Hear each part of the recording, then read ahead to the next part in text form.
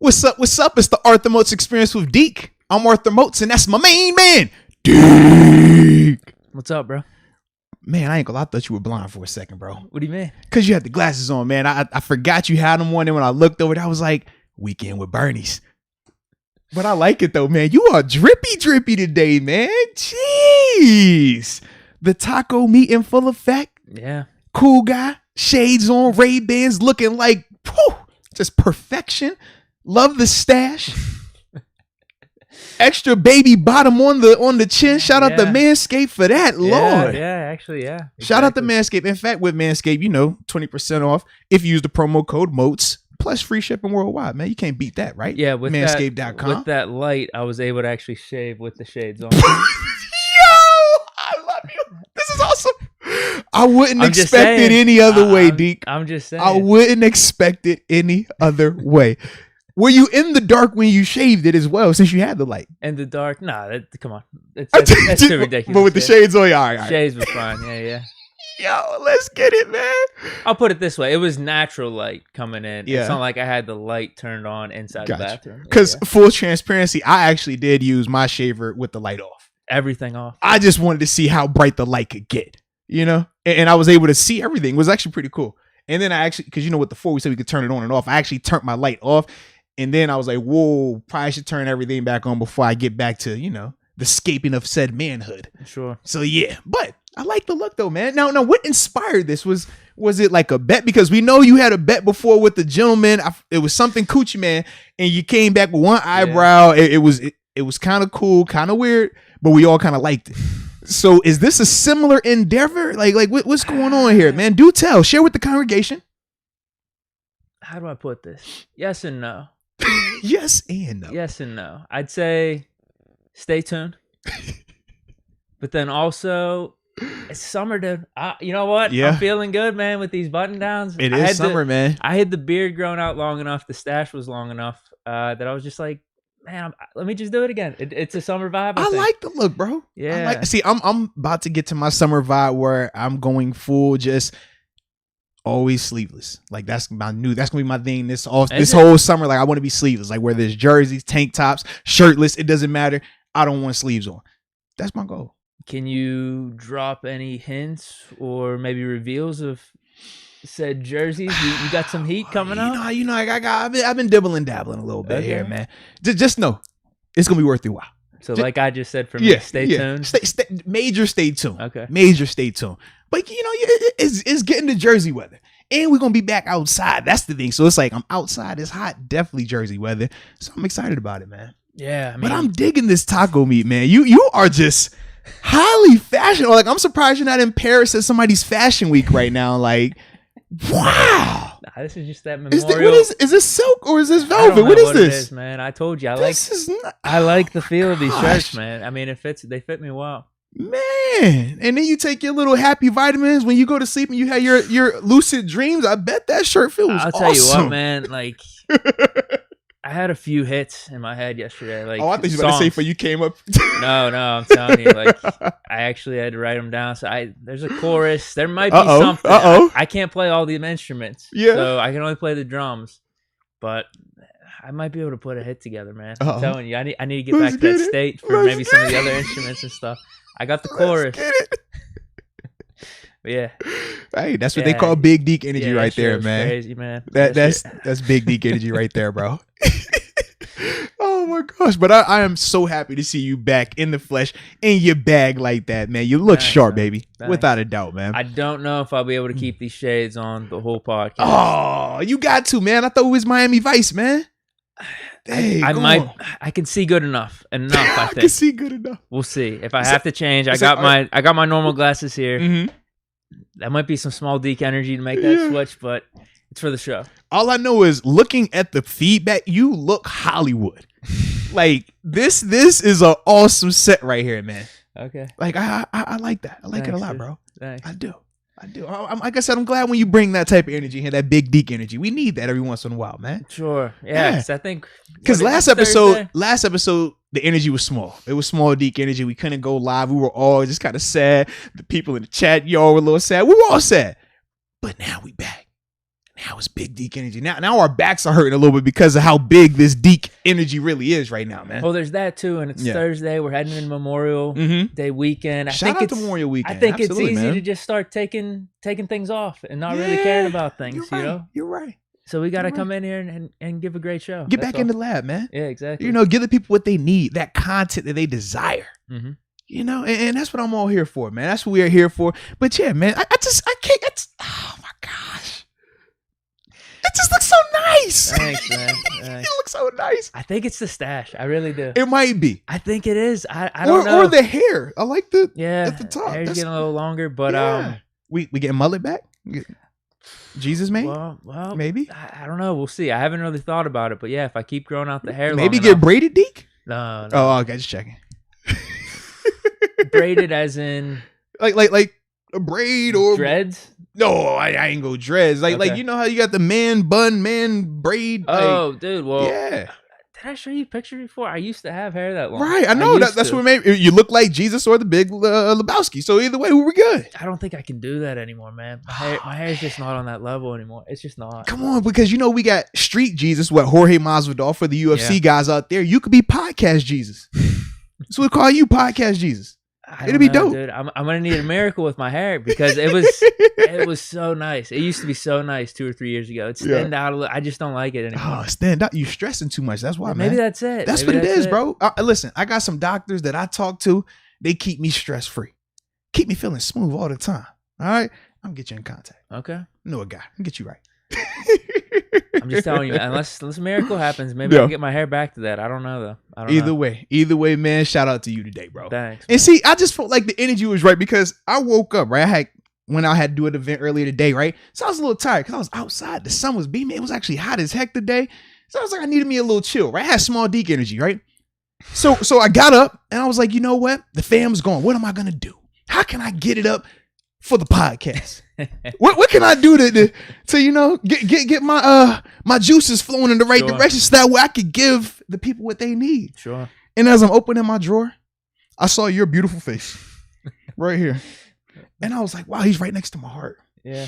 I said, I can't have small Deke energy if he's right here. Yeah. So I threw the shirt on. Next thing I know, I perked up, got excited. You popped over here. Big Deke energy went everywhere.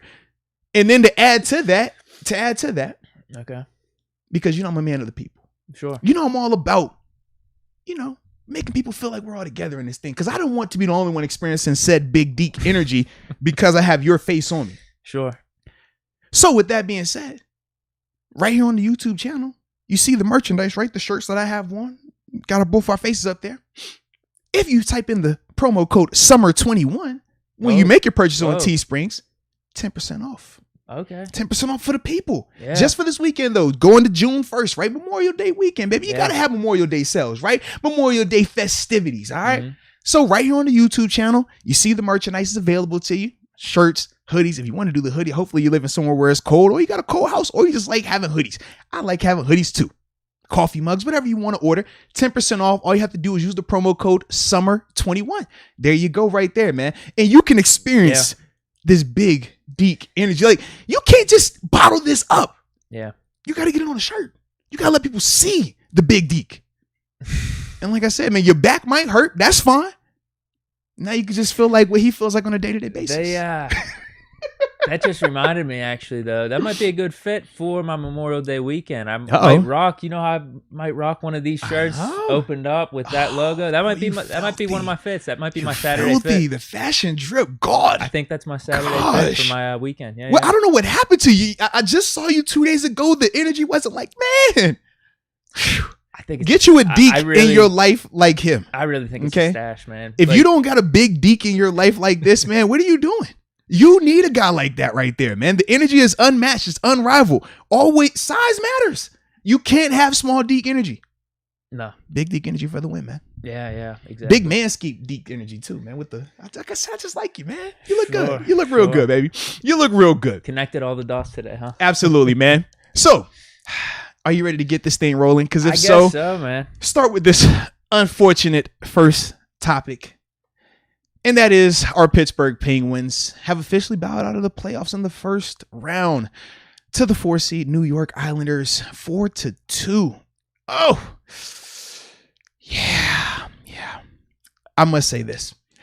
You actually got a chance to experience a little bit of my fandom. Yeah, you did.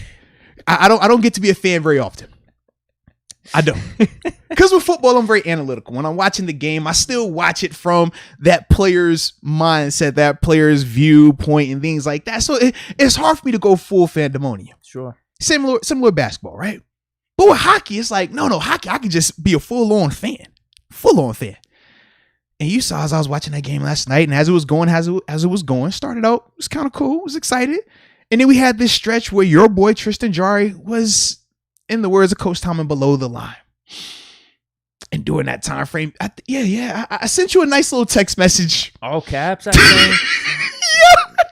5 or 6 exclamation marks in a row. I could pull it up. No. I mean, I can't remember what you said. It probably wasn't appropriate for YouTube. Okay. That if this was XM, would get you. I was a little flustered. You were upset. Flustered. Your boy Jarry's throwing the game or something. Yeah. What's going on? Yeah. That's a nice way to paraphrase it. It was along those lines. Did you forget I don't watch these games? I did. I totally did. And this is why. I was in the middle of working out, right? Okay. Because I was like, all right, the game's about to come on. I typically like to work out when the game's on because it could take my mind away from the workout. Yeah. So in the middle of the workout, I'm just like so gone on the workout and seeing the game that I'm just like, it's like a rage machine going on. And the only person I could think to text the way I truly wanted to text. Yeah. Because I was like, I got my boys, but they're not digging the hockey like that. Yeah. They're not doing that. So I can't send that to them. And I was like, I had my other guys. I'm like, well, that guy's probably at work. I ain't gonna bother this person. They're not gonna really care about it to this extent. But I said, Deke. Well, did you see? I bet that he was gonna get a shutout. I bet $10. Yeah. Oh my god. Just $10. But like, if he would have hit, that would have been $100. That would have been dope. Yeah, it would have been cool. So you jinxed us then because the opposite happened. Thanks for the clarification. I appreciate you on that. Yeah, man. Bet $10 going in. I was like, you know what? Jarry's gonna bounce back, man. That's what I was saying. Yeah, I thought he was gonna bounce back as well, but unfortunately, that was not the case. Unfortunately, that made my heart hurt. I even started making plans to go into the game on Friday. I was like, oh, look, man, they're going to win tonight. Take little G. We'll pull up to the game. It'd be a little fun experience. We've been watching this journey now. Yeah, game 7. That would have been sweet. Now I got to take them to a Pirates game. And did you see the debacle that just happened with them? They made headlines today as well. Not for the right reason. Yeah. Now they let up 20 runs. No. What? They got a clip that's going around on Sports Center everywhere. It's tweeted about this beautiful play where it should have been a routine 3rd out in the inning. Ball's caught. All right, cool, man. Throw it to first base, tag him out. The runner acts like he's going to start running back towards home plate. So now you get this little pickle situation, right? We're familiar with the pickle. We know how that goes with baseball where they're throwing it back and forth, right? So the guys... This is from home to first. Yeah, so he's already... So you never see this. So listen, it went to the shortstop. Shortstop throws it to first base. Sure. First baseman never touches the bag. It's 2 outs. So I'm just like, first off, why don't you touch the bag? Because that is just baseball 1-on-1. They teach that in Little League. 2 outs, or even if it's 1 out, as long as there's no other threatening position, yeah, man, you catch it, tag the base, and you're good. He never tags the base. He starts jogging and laughing at the guy because the runner stops and starts jogging back, right? So now he's jogging, and it's a guy sitting on third base.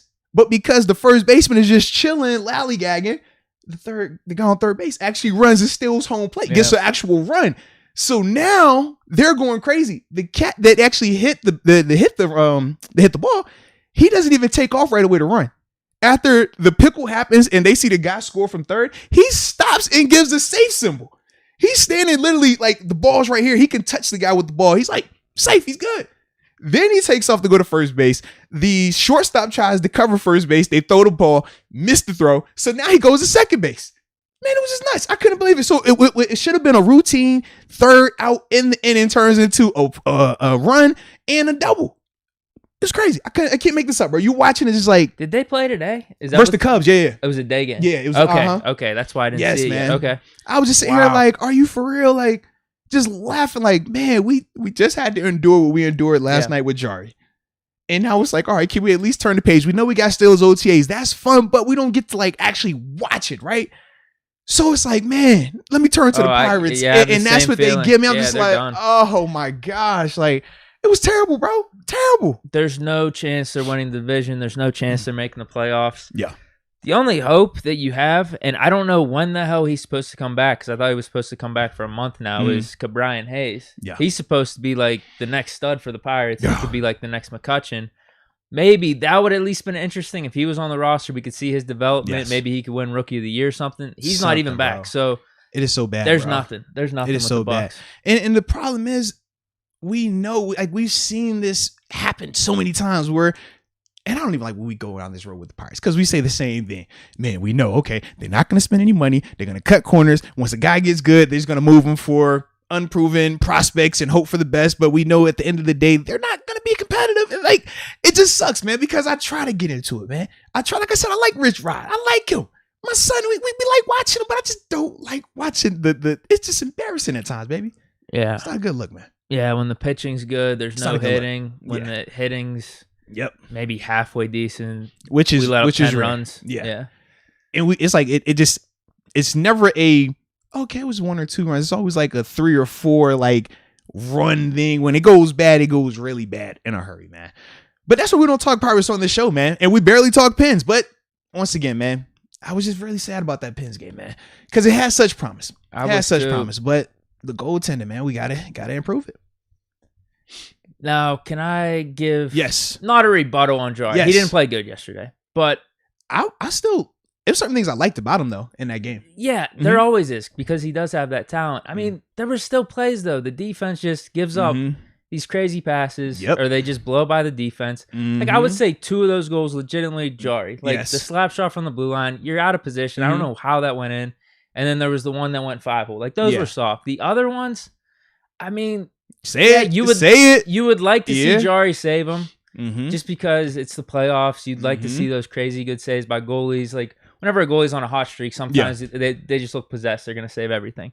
But man, I don't know if you could put all those on Jari. The first 3. I don't feel like you can. I don't think you put all of them on. I just feel like that span, was it in the second or whatever, when that 3-goal in like 2 minutes or a minute happened. That's the part where I'm just like, if you're Jari, you have to make a stop somehow, some way during that time frame. You can't give up 3 goals in a span of 90 seconds because it might have been less time than that, but that can't happen. You literally had a 1-goal lead, not even talking about how we kept going up and they kept tying it. Not even going that route in a playoff eliminator game. When you get a 1-goal lead multiple times, like you have to build upon that, like regardless of what's going on around you. And the contrary was this. You look at Sorokin. We talked about him the other day. We say he could be the kryptonite. He got a little lucky, I'm not going to lie, yesterday. You say he got lucky, but every time he's been in net versus us, he looks like that. He makes a ton of saves. The guy that we had all our success against during the regular season and the 2 postseason games that we won were against Varlamov. And to me, I didn't want to believe it. I didn't want to see Sorokin in that and think that could this be a Andre Fleury, Matt Murray scenario where Varlamov is the guy who's had the shutouts, is the more decorated guy, but you got this young guy who's coming in and playing hot. We saw that story and it worked out for us in a great way. But it felt like we were watching that story play out from the other end this time, man. And that's, to me, I was just like, gosh, this is a bad feeling. Even when we called a timeout, I was like, yo, we got a timeout. We're going to switch goalies. It's like, nah, put him back out there. I'm just like, gosh. But that was the part I did like about Jari, though. When we did call the timeout, he did come out there and play well from then on. Yeah, but the damage had already been done, though. Here's what I will say, though. I mean, we were only down 5-3 in the third period. And this is why I think their goalie was a little bit lucky. But it goes back to what I was saying about Jari. I don't know if you could just put it all on him. Sometimes you're up against a team where this goalie's just hot and some of the breaks go their way. Because if you're going to replace Jari with another goalie, does that necessarily mean we win yesterday's game? I don't know about that. Well, I beg to differ now. I feel like if, Casey DeSmith was healthy, it would be different. No, well, he would have started yesterday. Exactly. I think that's the thing. Yeah. Like, that would have been the play. Like, right. Yes, but as much as... So you're saying replace, like, in-game. I'm talking in general. He should have started yesterday. Yes, if DeSmith was healthy, but he's not healthy. That's my thing. So when you say, do you think it would have been different if Jari wasn't in net? My answer is yes. I do feel like it would have been different. I feel like it would have been very, very different. I feel like at times in this series, Jari pressed. He tried to do a little bit too much. You look at the past 2 games, not even the game that we just lost, right, the eliminator, but to think about how we lost the game before that. That was two of our own goals, though. But no, I get that. But think about how it ended, though. How did it end? Jari trying to be a little bit spectacular, right? Oh, that was terrible. Okay, and then what happened after that, right? Not only do you try to be spectacular and you turn it over, but then you act like you're Bambi at the beginning scene. You can't walk. You're like when the ice get that slick, you falling all over yourself. Like that to me, yes, I feel like if a different goalie is in that doesn't happen. I felt like because of how well Sorokin was playing, Jari started to press. Jari started to feel the pressure of, well, this guy is playing out of his mind. I need to try to match him. And it looked like that. And ultimately, we got the results that we were getting from that, man. It was frustrating to me to watch, though, man. My point is, though, in terms of the goalie on the Islanders getting a little lucky, Crosby hit a post. Yeah. We had Kapanen just scorch their whole defense and come down, beat the goalie, and randomly their defender puts his stick out in front of the net and saves it. So, like, that's 2 goals right there. That should have been 5. And I swear to God, the beginning of that third period, we had a good 4 or 5 good chances. We definitely but then the did. Islanders starting to bounce it out, and then we got that shitty penalty. That's how the Islanders play, though, right? The Islanders, they weren't some team like the way the Pens won this year. We score the puck. We did a great job of scoring. Our defense and power play throughout the season, we talked about, was very inconsistent. At times, we would talk about how bad the power play was, right? But then you think about the Islanders in contrast. They don't score a lot. They have great defense. They pack it in. If you get a lead on them early, typically you're going to be fine for the rest of that night. If they get a lead on you early, it's going to be a rough night because they play really good defense. So when they went up 5-3, you're talking like, oh man, it's only 2 goals. I'm like, bro, this is a team that doesn't give up goals. Like, you're going to need to score 3 goals in the third period to beat this team. I just didn't see it happening, man. Understood. Yeah, we didn't score, but man, that one that hit the post goes in. The one that I was talking about with Kapanen, we don't get that 4-minute penalty at the end of the game. Oh my God, I forgot that one. Yes. I didn't actually see it happen. I was still trying to find it, but all I saw was him having blood. It looked like he took a flop, but it was funny because to me, Gensel, I thought he flopped on his when he drew the penalty. He was like, got hit in the eye, falling around. I'm like, all right. But then with that one, the dude was leaking. So I don't know what he hit, but his forehead was split though. His forehead was definitely split. Yeah. But I watched it. I don't know how it happened. Live. Yeah, exactly. Yeah. It didn't look bad at all. I can't even remember how it happened. I was just like, wow, this is bullshit. Yeah, but I just remember when he got up leaking, I'm like, all right, we're stuck here. But going to this chat real quick, I was laughing because as I'm reading some of these comments, John Doe, he said that they said that Jari is an amputee because he lost his glove hand. And I was chuckling because I'm thinking about how many of those went to the glove side. I mean, it got to one point, man, where they just looked like they had elite level confidence versus Jari. They were just, oh man, I'm gonna do whatever, like crazy. But when you have a team like the Islanders who got hot like they did, and that's the thing too, we've talked about this where I always bring up the Steelers and Browns, right? Because those were the 2 prime examples of how we can get hot or another team get hot in a hurry and kind of make the game get out of control, right? Game get out of hand. With the Islanders, I felt like everything was going smooth until that 3-goal spurt happened. And that's when everything did get out of hand. And it just felt like it just happened so quick. Like, we go from being up to tied to Lord. What's happening? It's not good, man. Small Deke energy. That's what we call that. Yeah, it's disappointing just because I think that team is still really good. They may be the most talented team in the NHL outside of the goaltending, maybe even outside of the defense a little bit. Mm-hmm. So to see them go out like that, it sucks, man. It definitely sucks because it seems like just another wasted year with Crosby. Although he's got 3 cups. Like if you're playing out if you're playing out his career, absolutely 3 cups is pretty damn good. Yeah, no question. What Gretzky's got 4. Mm-hmm.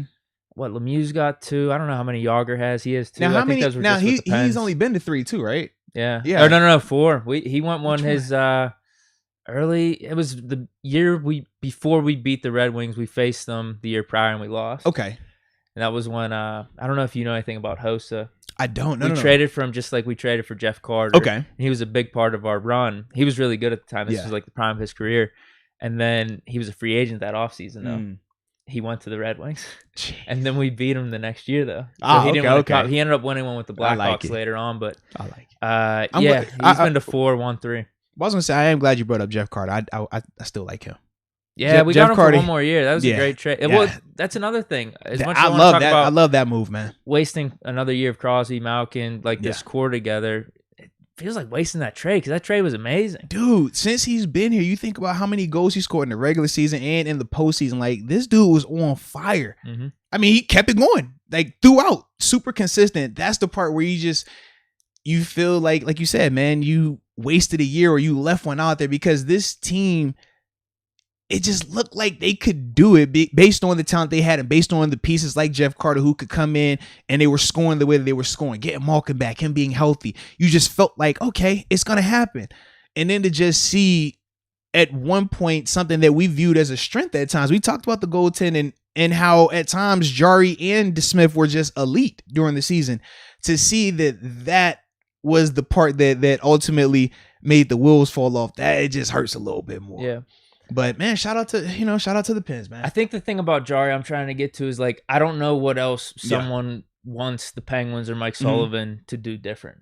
Yeah. Because DeSmith was hurt. I do agree if DeSmith's healthy, just with how the series played out, you got to give DeSmith one of these starts. You have to spot him. You would have had to do it. Absolutely. As much as I want to say, not all this is on Jari, you just got to give like an in-between type of thing, give Jari a blow and see what DeSmith can do. Yeah. Because who knows, DeSmith might have maybe went on a Sorokin type of run.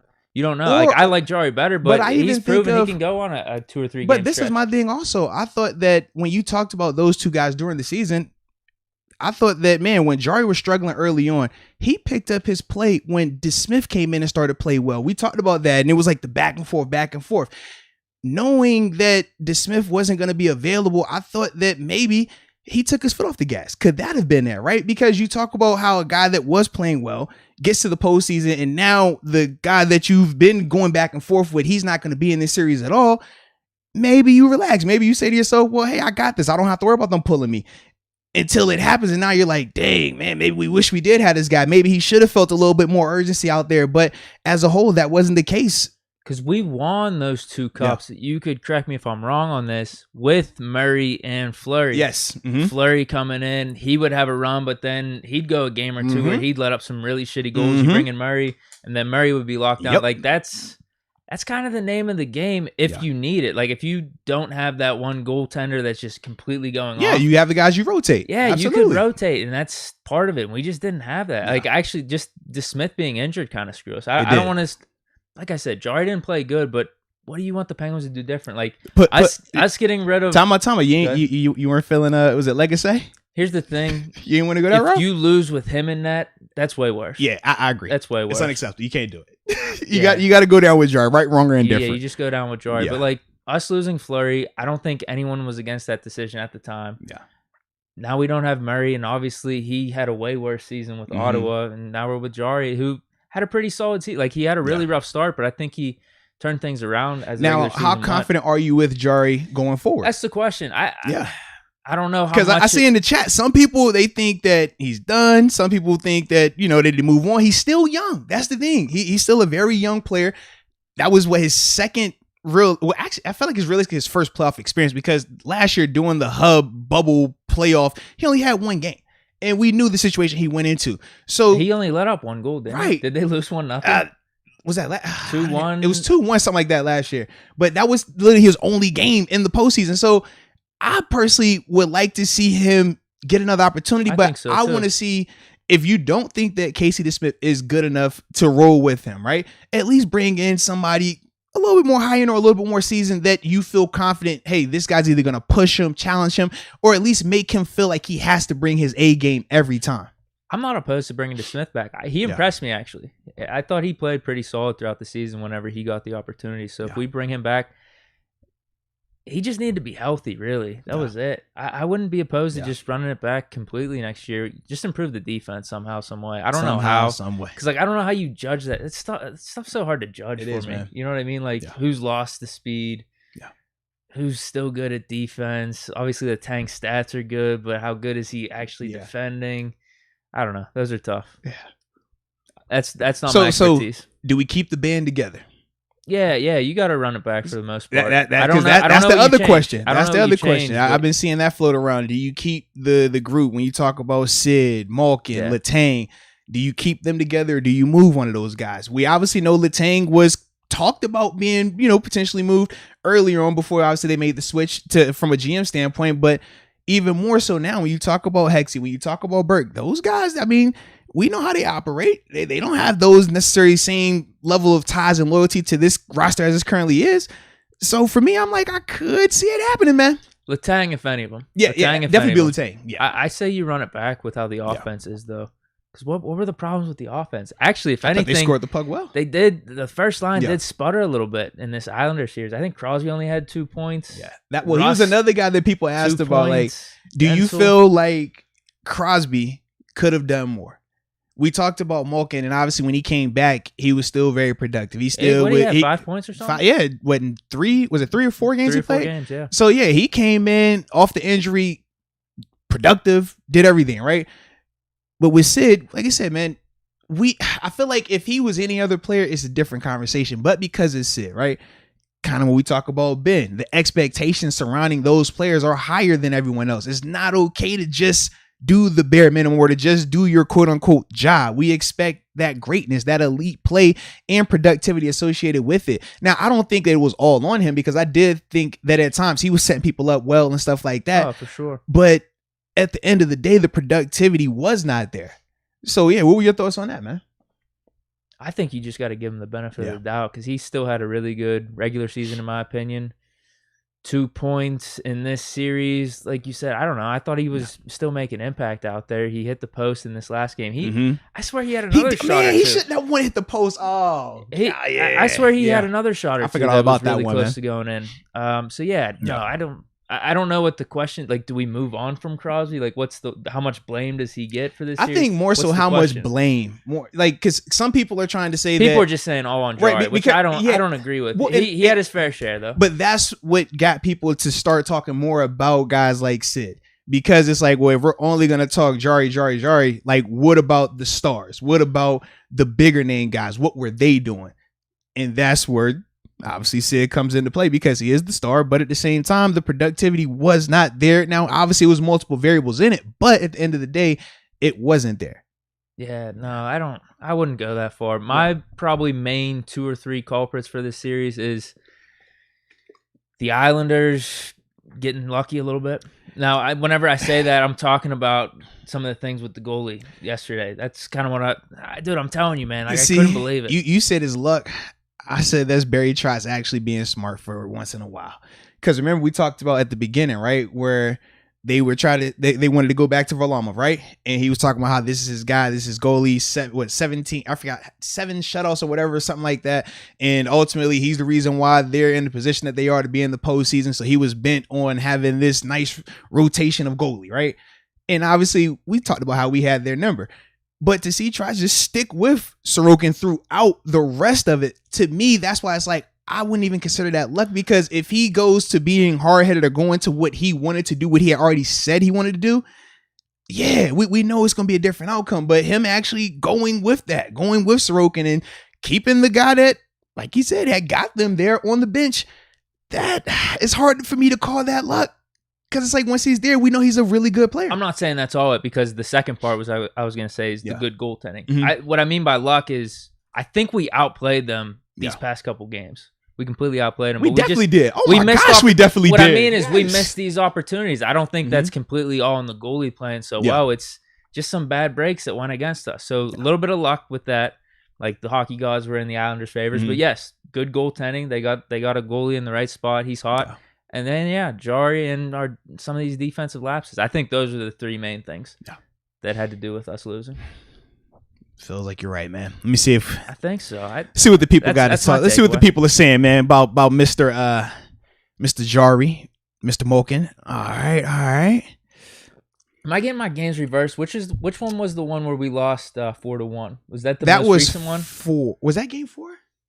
No, that was game 5. Let me look. Yeah, because game 5 we got worked, and then no. Game 5 we lost in overtime with the bad play. Game 4 was the one where we got smashed 4-1. So yeah, the last 2 games we outplayed them for a fact. Yeah, but that's why in game 5 we were all pissed with Jari, because we thought we outplayed them throughout, and then to see it. Well, that was one of my questions. Like, too, I think in that game people were more pissed on Jari just with that pass. That was it. Goalie play. The rest of the play was fine, but that ending part, that was just, it was bad. It was bad. It was really bad. But that's the multiplier, man. Like, yes, it was so because bad, outside of that, dude, Yeah, he's just having bad moments. That's the problem. Like, you can't have bad moments. You could point to the 4-1 loss, but 2 of those goals were us scoring on ourselves, and then that bad pass. Like, if you combine the series, he didn't have the best series, but I don't think it's as bad as people are making it out to be right now.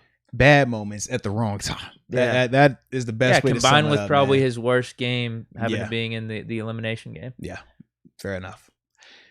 And it looks like Anthony Georgina says the Penguins just need to get another goalie. John Doe, I was definitely against giving Fleury to the expand. Oh, he's talking about that. All right. Oh, because that's people were talking about call, though, dude. Yo, there's no way Fleury wasn't playing that good, and he was the backup goalie. He was. Murray could have been like the franchise goalie for us. But because when he went out to Vegas, how good he looked, that's the problem. Yeah, it's hindsight. Like, he's actually legitimately playing his best hockey out there, and he's like 37 years old. Like nobody anticipated that. At the time, we thought Matt Murray was going to be our Sorokin. We thought that he was going to take over and be It was actually the perfect way to get rid of Fleury, because it wasn't like we're cutting you or trading you. It was like, this expansion team wants you. Sorry, and we're not going to. What was it? You had to pick 8 guys. And they could just And you're not going to pick Fleury at the backup goalie at that point. You just weren't doing that. Absolutely. It is funny though. Hindsight 2020. It does look bad. There's no way. That's a bull call. Should have been Letang. Oh God. Well, I don't remember who the top 8 were, but you got to think at that time. Who was the top 6? Trying to think. Had to be Sid, Malkin, Gensel, Letang. That's 4 right there. Was Rust in that mix? I don't know who was on that because team. I'm trying to think back. That was what, 6? Kessel. 17? Kessel was probably kept. Yeah, but then they moved Kessel. Was it the next year or the following year they moved him? They traded him, but so that's 5 right there plus Murray. That's 6. So 2 other players. You're probably keeping whatever 2 other players versus backup goalie who looks like he's declining. Very true. There's no way. Yeah. Hindsight 2020, yes. Unless he has a rebuttal. I'm looking through. Let me check real quick. I'd be interested. You know how the chat gets though, man. It gets real dicey in here sometimes, man. A lot being said right now. People are on the pen stock. Yeah. Well, they in there because we had some Islanders fans in here, and then I had a Go Bruins. Yeah, it's all crazy. I like your post though. What one? They getting clapped next round anyways. Let's get it. I love that energy. Let's go. Well, what the funniest part about that is because we were both ripping on Claypool's comments. It's like, bro, you can't do that. But it's perfect right now, man. But it was like, dude, this is too good of a meme not to use. Yeah, that was beautiful right there, man.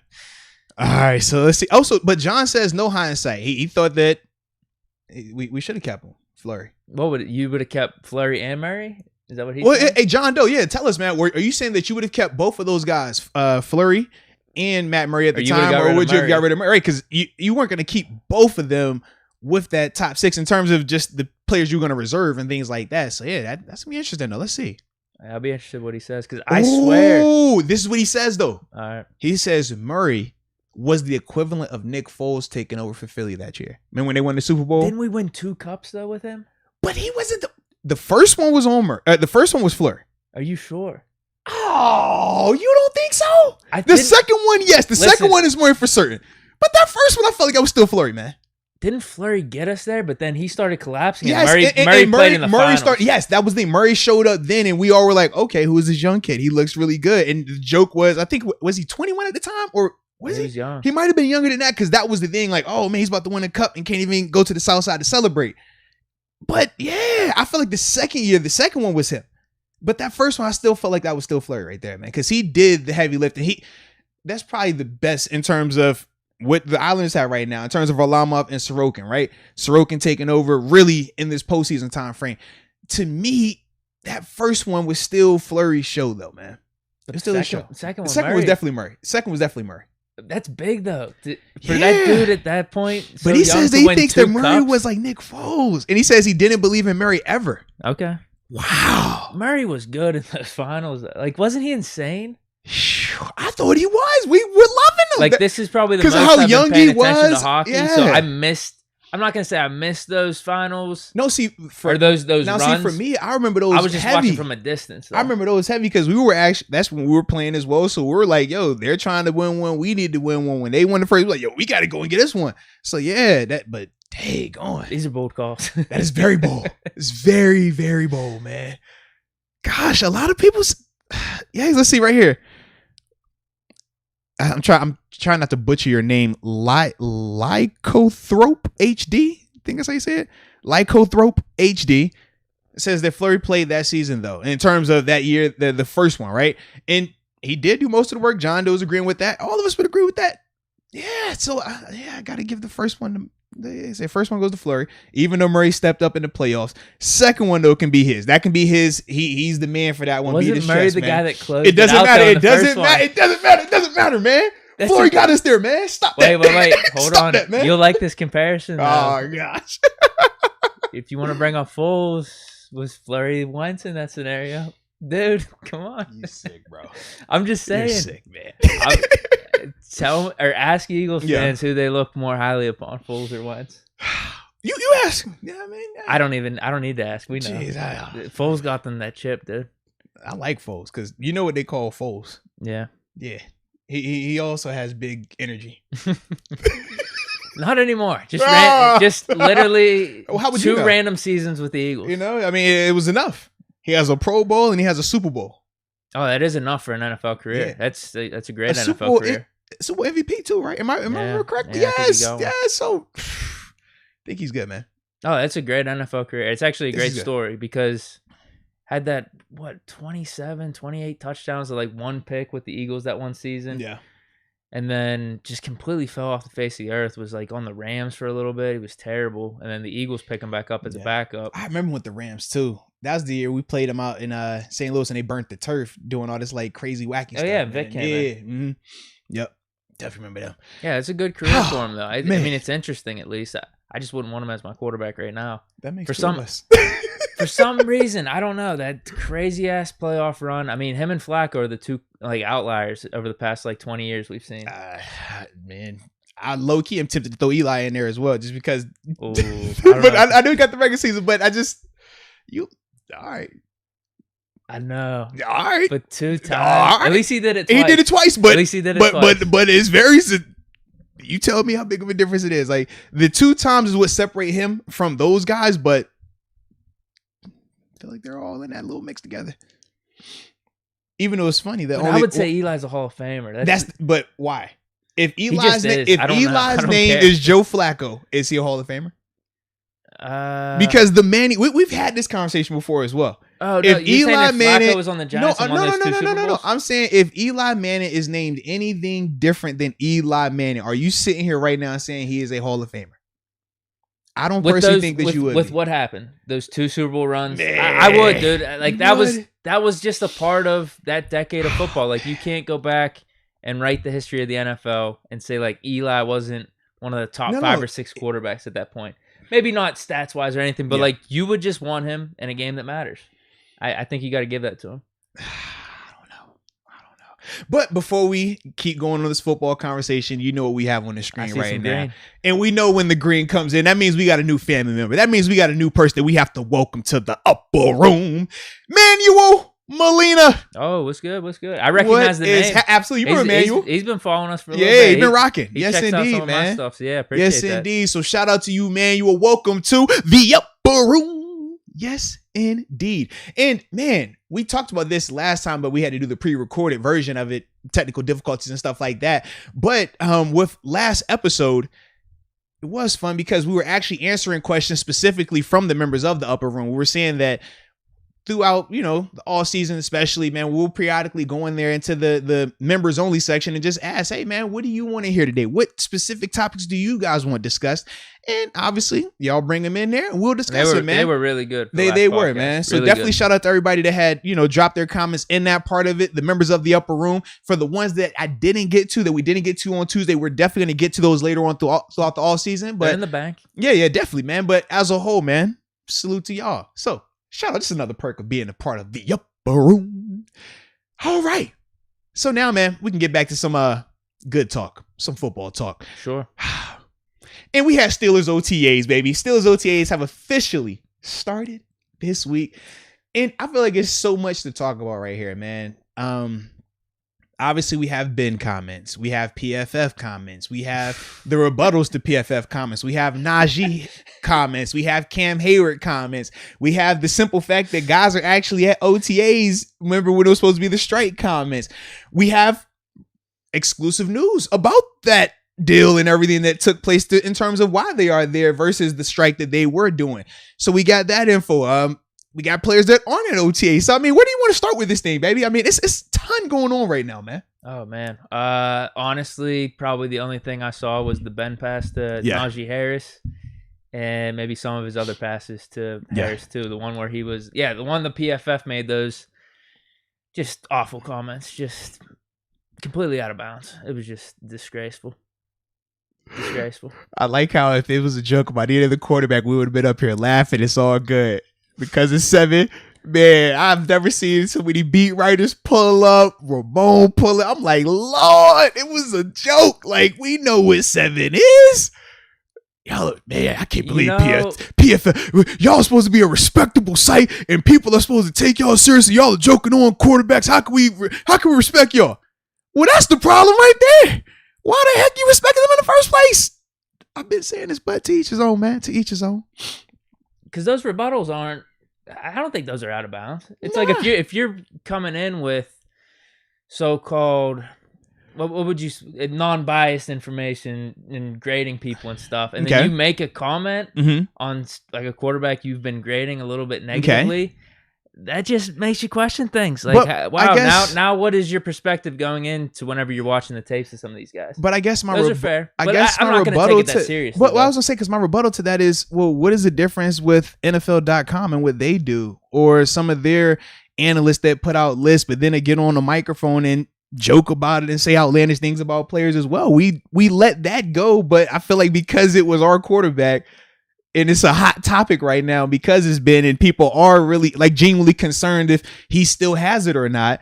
I feel like everybody's just so heightened about it right now, man. No, I will say this. I do think there's a difference between an analyst or a person doing it versus the brand, like the NFL brand. Because that was actually the PFF brand. That wasn't like one of their analysts. But that's how they always do it, though. Like every time, because I don't follow their analysts. I follow. If it was an analyst doing it, PFF, I think it just pops up. Yeah. I feel like it just pops up when it's PFF. I always see them. I don't follow them, but I mean, it's social media. You know how it goes on Twitter. It's always going to be available to you. But, you're right. I'm not taking it.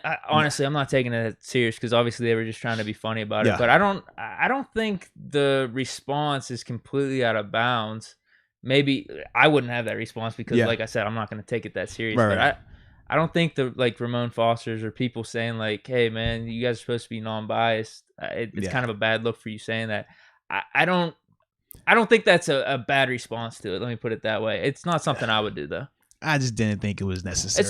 It wasn't a big deal. Trust me, it wasn't. Funny, but not a big deal either way. But it did piss me off a little bit. I'm not gonna lie. I would expect it to piss you off, man. It did piss me off. I would expect it to piss you off. I wasn't gonna get worked up about it though. But before we continue on about us and your pissed offness, we got color up here again. Oh yeah. We got double color this time. Dude, I did make a PFF meme yesterday. Actually. You did? Dude. Oh wow.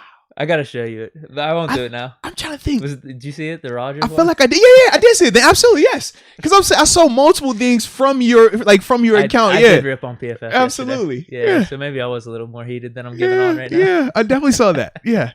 And that's what made me think to myself, like, no, Deke was pretty passionate about that. I should make sure I bring this up today. It wasn't anything to do with their Big Ben tweet. It was just all their awful takes just combined together. But that's PFF for you, outside of their Dawson one. But you are sick, man.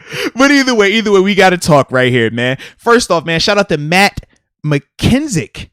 Now, it looks like this is a contribution to the club, man. Shout out to you and shout out to the Upper Room because that's what he puts in the comment section right there. The Upper Room. Yes, thank you. Yes, indeed, man. Major appreciation to you for that. And also, Gary Bird 56 joining the party as well, man. Welcome to the family. The Upper Room. Much love. Greatly appreciate you. Welcome. Yes, indeed. We are one big family here. All love, peace, and love. Maybe Deke will share his lucid dream secret with you as well. Because, you know, like the females, they have their, what is your face routine that you go through before you go to sleep? Oh, well, you know, I like to do this with a little chamomile and I get a little warm oil over here and I spritz it with this and with that. You could be like, well, what I do is I line this up like this. I get this credit card for this one right here. And then I open up this little jar and it has a little smell that comes out. My bad. I ain't know. Either way, we're good. So, yeah. But going back to the PFF part, like I said, I didn't think it was such a big deal. I thought it was more funny than anything, but I did just laugh a little bit with just. I do have a reason to have a chip on my how shoulder much of a them. response it was to it, man. But that is what happens when, you start to doubt a little bit. Because let's be real, if this was 2015, this was 2016, and they made that, we would all laughed at them. Everyone would have laughed at them. It wouldn't have got nowhere near the interaction, the engagement that it did get in terms of that meme, that little tweet, the little video. But because there are questions, because there are legitimate concerns, and people are allowing doubt to seep in. I mean, you've spoken this as well at times. That's what makes it a little bit more, close to your heart. It makes that passion flare up a little bit more, man. But it's all right because I'm here for you. I'm here for everybody, man. And we're going to get through this thing together. And in the end of the season, when Ben is holding that Lombardi, that Super Bowl MVP, that regular season MVP, them 50 tugs at least, single digit picks also, when that happens, I just think they're wrong. Then we'll be laughing at them, bro. We ain't tripping. I don't know. They have been throwing out some really anti-Steeler takes, I think, especially like leading back to last year when we were on our little bit of a run, whatever it was.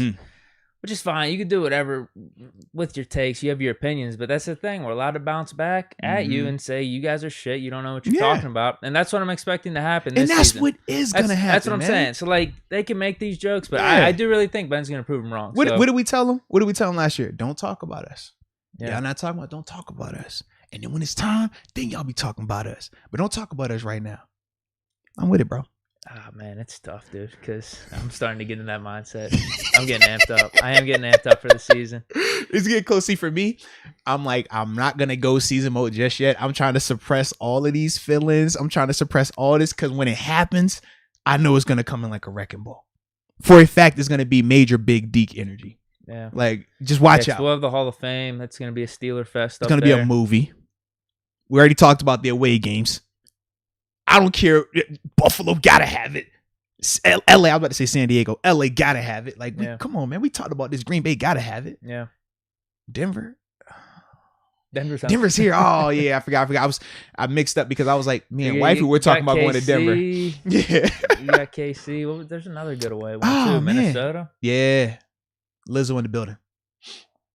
It's your call on all this. Yeah, Lizzie gonna be there, man. Come on, man. Yeah. Lizzie gonna be in the building, man. She gonna be singing, no man, Minnesota Vikings. I'm being like, hey, we in here. Yep. Steelers, black and gold. No, we do. But shout out to Barilla92 because we have other color on the screen real quick. Yeah. And what I always love about Barilla92, Barilla's been a member. Barilla's down for the cause. Barilla's even helped us learn how to say Barilla. Because we struggled with that initially. Shout out to Barilla92. But what Barilla says is this. I'm a little late, but these likes could be higher. Barilla92. I hate to say it, but I agree with you. He's right. You know we don't like asking for likes. This is something that we don't like to do. Because, we're for the people. But we also know that is a part of us being able to deliver the content to you guys. It's not that we request the likes. The higher ups request the likes. The analytical people request the likes. We're the middle managers. We're the middle people, all right? We got our higher ups. They feed it to us, and then we give it to y'all, and they let us know that, hey, when the likes aren't where they need to be, we don't know if we can believe in this show. And if they can't believe in the show, how can we give you this passion? How can we give you this unbiased, super unbiased opinions on not just football? We talk everything. We've shown this. So, ladies and gentlemen, don't do it for us. Do it for y'all. Because y'all deserve this content. All right? Just hit that little button, man. It's like button. It's simple, subscribe, right? Notification, just you could get a heads up. Why not get the trifecta, right? Why not get the trifecta? Yeah. Don't just do one. Do all three. Like, subscribe, ding, ding. Finesse the notification button, right? So it could ding, get the ding, ding, ding, and you'll be good. I'm subscribed to the channel because every time we go live, I get an email. My phone vibrates. It gives me an email letting me know that, hey, I'm live. Even though I already know I'm live because I'm live. But those are the perks of it, man. So yeah, without a doubt, hit the like, subscribe, and get the notifications. So back to OTAs. Holy cow, I did not up scroll. Man, it got real. Can I just say something real quick? Talk about it. I was just trying to brush to the side. I am pissed off. Nah, I'm done with that. I'm Deke. So pissed. Give me Big Deke. Like the tweet is flashing in front of my face more and more as we're talking about it, making me think about it more. I'm like, no, that was talk about disrespectful. Yep. Yeah. I got nothing else to say. I know you're trying to hype me up. Nah, bro. Let them know what's up, man. Nah, you don't talk about 7 like that. Not with Deke in the building. Oh, they thought. See, you know what they try to do, right? This is the old-fashioned media dump. You throw it on a day when we're not recording with the hopes that by the time we record again, something else would have happened. And now we're not talking about it. Kind of like when you break a story on Friday at 5 o'clock. No one cares about it. It's the weekend media dump. So they tried to pull that with the weekday media dump tweet and thought that it was going to slide. But nah. Not Big Deke over here. Big Deke wrote it down in his hand. He's meticulous. Attention to detail. Always unbiased, though, more importantly. And he said, I'm going to come in here today and I'm going to give you what I need to give you. I'm going to get this off my chest. And I'm so glad you're doing it. That's why we thought Taco Meat Deke came in here because he's a sex symbol. No. Taco Meat Deke came in here because he couldn't allow anything to hold his chest back. He had a lot that he needed to get off and express.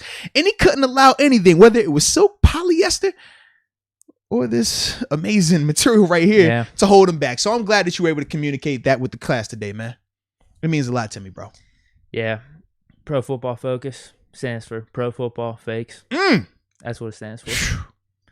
I love it. Fake football knowledge, fake news coming from that avenue. I just don't want to see it anymore. I'm done with it, dude. I'm done with it. I tried to brush it off. I was just like, yeah, it's a joke. I'm not going to take it seriously. You're right, dude. I'm starting to look back at that tweet. See? All Ben was doing, man, was getting Harris ready, dropping back the pass, trying to dot it up in different spots. That was it. He was trying to Deke and dot. Hey, let me see what you got from a throw that's like down by your knees. Yeah. Harris still caught it. One that's a little bit higher. Harris still caught it. Yeah. Just trying to practice a little bit and get ready for the season. PFF has to, just ruin it for everyone. Ruin it for all the Steelers fans out here, man. It's rough. Yeah, I'm actually really irritated now. I can see. Well, while you're in the middle of your irritation, I'm just gonna go over here real quick and pay the bills because we have color in here. And I need to address this. No. You Big Deke doesn't apologize. Small Deke apologizes. I like this energy. I'm just cool. I'm just letting you fester on it for a little bit. Like I'm giving you a little second. That's it. You know. That's what they teach you, right? They're like, hey, man, when you see somebody's going through it, they're a little worked up, just try to, redirect it a little bit or give them a little time to cool off. So I'm just giving you a little time. I know how it feels sometimes, man. I, too, was passionate. I just sent it in the text. That's all. What? Oh, yeah. So it happens. It's cool. I just need to get that off because I made it seem like I was cool about it. The more I'm thinking about it, no, I wasn't cool about it yesterday. Yeah, you shouldn't be either. I wasn't cool about it either. But you know what, Eric Hargrove? Shout out to Eric Hargrove. Eric with 2 R's as well, contributing to the show, man. Definitely appreciate you. But Eric says, Big Deke energy all the way from Cleveland. #Steelers. Nice. Major respect. Nice. You got to have that if you're a Steelers fan up there. Absolutely. Yeah. Especially with this past year. They feeling a little good about themselves. But don't worry. We coming for them. We'll be back. Yeah. We'll be back. And then we have, I'm not going to butcher this name. I'm ready.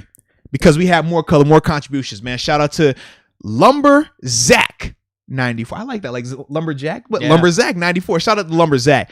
And what Lumberzack 94 says, can we all agree that Friar Moose is the perfect fit for 88? You can market the crap out of Moose in Steelers gear, and most importantly, Moose. That's from Lumberzack 94. I'm not opposed to it, actually, man. He's a big guy like a Moose. But when I think of Moose, I actually had a college teammate. We called him Moose. So I'm always thinking about like him. He was a O-lineman guard. So yeah. Maybe just Moose on its own. Moose. Not Friar Moose. No. Nah. Friar Moose is That's a little basically long. his last name. Maybe But Moose it's a play on its it though. own. That's tough. That's a tough one. Are we going to table it? I mean. Yeah, let's give it some thought. We don't have to do this alone. We're interactive. You know this. Moose. Let us know let us know in the chat. All right. Let us know what y'all think, man. Are y'all feeling Fire Moose or would it rather be Moose or Mooth? Like we've had this conversation a lot. It's gonna keep popping up, and that's the thing that I love. It's gonna be like our little side topic of our show. Yeah. Like the same way we always joke about Manscaped and manscaping and using promo codes like Moats to receive 20% off plus free shipping. The same way we do that, we're gonna keep doing this with Friar Moose, Muth, or was it? It was another Friar thing in there as well. We saw a couple of little. There's a lot of them names that we had that one day. Yeah, I'm drawing a blank on all of them, but either way, we're gonna keep working with this thing, man. So yeah, shout out to Lumberzack 94. Then we also had Levante Mahoney. Shout out to you, Levante. More importantly, what Levante says is this: talking about PFF, they hate us because they ain't us. #terrible. I agree 1000%. Like, you already know, I've never been a fan of PFF. For me, especially early on, when it was strictly just analytical guys that didn't have the football background, that part of it, and they're giving out these grades. And then because the NFL, from a business standpoint, it made sense. It obviously helps reach more fans, right? It makes the game a little bit easier for them to understand in certain parts. It gave instant validation and credit to this site without it even having that type of people a part of it. And then obviously it's grown and it's gotten bigger. So now when you watch a Sunday night football game, we're seeing PFF rankings up there. So it just adds to it even more. But at the end, man, a lot of us players, we just don't respect it because, number one, you don't have football guys. Number two, if you're not a part of the huddle, the coaching, how do you know what this player's assignment was? We can look on tape and say, well, hey, man, it looks like from a puzzle standpoint, it should be this. But if I'm not there and this coach might be simply telling him, well, look, we don't want you to play the technique like that. We want you to play a 6 technique instead of a 9 technique. So if you're a 9 technique, your rule your responsibility would be what? To set the edge. In a 6 technique, your responsibility is a C gap. But if you are PFF, you're just saying, well, man, he's supposed to be the edge of the defense. He needs to pull this up. You might give him a negative when he was positive, and it should have been the will linebacker or the weak safety who was supposed to come up down there. So that's been the biggest reason why, for me, I've never been a fan of them. Now they're trying to improve, but as a whole, the first, was it what they say? You can't make a first impression twice. When that's your first impression, I just can't get with it. I can't get with it. And I've been on the good and bad side of the rankings. It's not like I'm only speaking from a negative standpoint. It's been plenty of times where they come up after the game and, hey, Arthur, man, the defense wasn't good, but you, man, from a PFF standpoint, you graded the highest out of anybody. How do you feel? Like, dude, we lost. I suck. It doesn't matter. Get out my face. Like, that's just how I am, man. But either way, I'm not a fan of the PFF, bro. Yeah, you know how I stand with that. Whatever rankings are good, and if they're Steeler players, I'll give them some credit for that. But anything I don't like, I'm not going to give them any credit. Maybe I should just completely abandon them. Maybe we should make our own rankings. Now, so South Florida still 777 brought up something that might make some sense here. Makes me question it. I need to know from you, though. You might have this information. I don't. But with South Florida still 777. I think that's what we agreed upon with South Florida, not So Florida. Sure. He says, isn't PFF owned by Chris Collinsworth? Yeah. That Steeler hating bungle. FOH. Now, I'm not gonna lie. Sure I do like Chris Collinsworth on the Sunday night broadcast. No, I like him. I'm a fan of it. He's very knowledgeable. Now, the company itself, but that probably makes even more sense now why the rankings got up there. So there we go, full circle. That makes perfect sense. Yeah, he had the inside track, so that validates it even more, which I really don't like. So yeah, shout out to them or him for that. All right. We got another piece of color before we continue on this conversation about our OTAs as well, man. This is from Christian Cahill. Shout out to you, Christian. Definitely appreciate the love and support. Starts out with Stump the Moats. All right, here we go. You win 20, lose $1. What was Brett's record, number of games played streak before Mr. Moats said, give me that? Well, not that I was counting. Not that I can remember, honestly, man. I think it was something like 197 or something like that. Like, it's real vague. It kind of goes and comes, something along those lines. But yeah, it was a blast. I'll tell you that, baby. But I am upset because you know who has the new record now, right? What? In terms of like the Iron Man streak, longest games played. Yeah, what is it? It's your boy Brady, man. He has the record now, bro. Yeah, it's like 200 something now. He had, yeah. He probably does. You're right. They said he had passed it. It might have been this past season when he passed it. So yeah. He didn't sit out randomly, like. I don't think so. That's what I'm trying. I was thinking back. I'm like, I don't remember that last game. You know what I mean? No, because I know for a fact in Buffalo he would play at least a quarter or a half because we would always be pissed. Like, yo, why are you still out here? you mind if I look real quick? Yeah, go ahead, check it out, man, because I got some more happenings over here, man. Okay. So, you check on that. I'm just going to look at the Pro Football Reference because maybe they have the stat. Yeah. While you looking at... Dude, you're probably right because, wow, it's 16 all... Wow. Yeah. I don't... All the way up to 2002 because that's when he got hurt. That was the Matt Castle year. The only game... Yeah, one game in 2008, but he didn't miss it. Yeah. Wait, hold on. What's the Iron Man? How is this? So start the following year. Okay, after 08. From there on, and just keep counting. He had that suspension. Okay. Are they not counting So that? I guess they didn't. Okay. Yeah. Because he's got... In terms of games that he's able to play in, though. Okay. Yeah, if they're not counting that, then from I don't think he missed the game since then, has he? 2020. Yeah. Yeah, no, outside of a suspension, yeah. So that's it then. They're not counting that suspension. Yeah, but I remember that being the big thing, and people were like, "Oh man, Moats, how do you feel, man? You know, Favre doesn't have the streak anymore." I'm like, I don't care. The streak was cool because of Favre, and it was cool because it got ended by me. So it's all love. And no one cares about who breaks it now, man. It's all about who did that one, because no one's breaking the Brady streak. He wasn't playing that good anyway.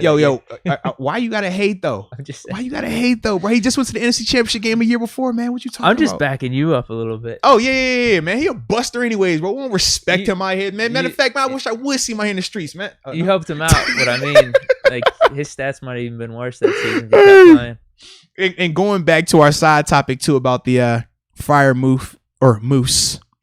Lumberzack 94 doubled down and says nobody wants to tackle a moose, and he's from the New England area where moose are common. That here's why I'm gonna say let's table it. Let's hold off on it. It might naturally come because whenever people say moose, after he catches the ball, it's gonna naturally turn into moose. Especially when you got some of them cold ones in your system. Look at me, that moose. Yeah, I think that might actually happen. It's not the one I'm picking, but it might happen. That's what we're calling for. As long as it happens naturally. Moneybags gave me one though right here. Moneybag says hopefully one day we'll be calling him Playoff P.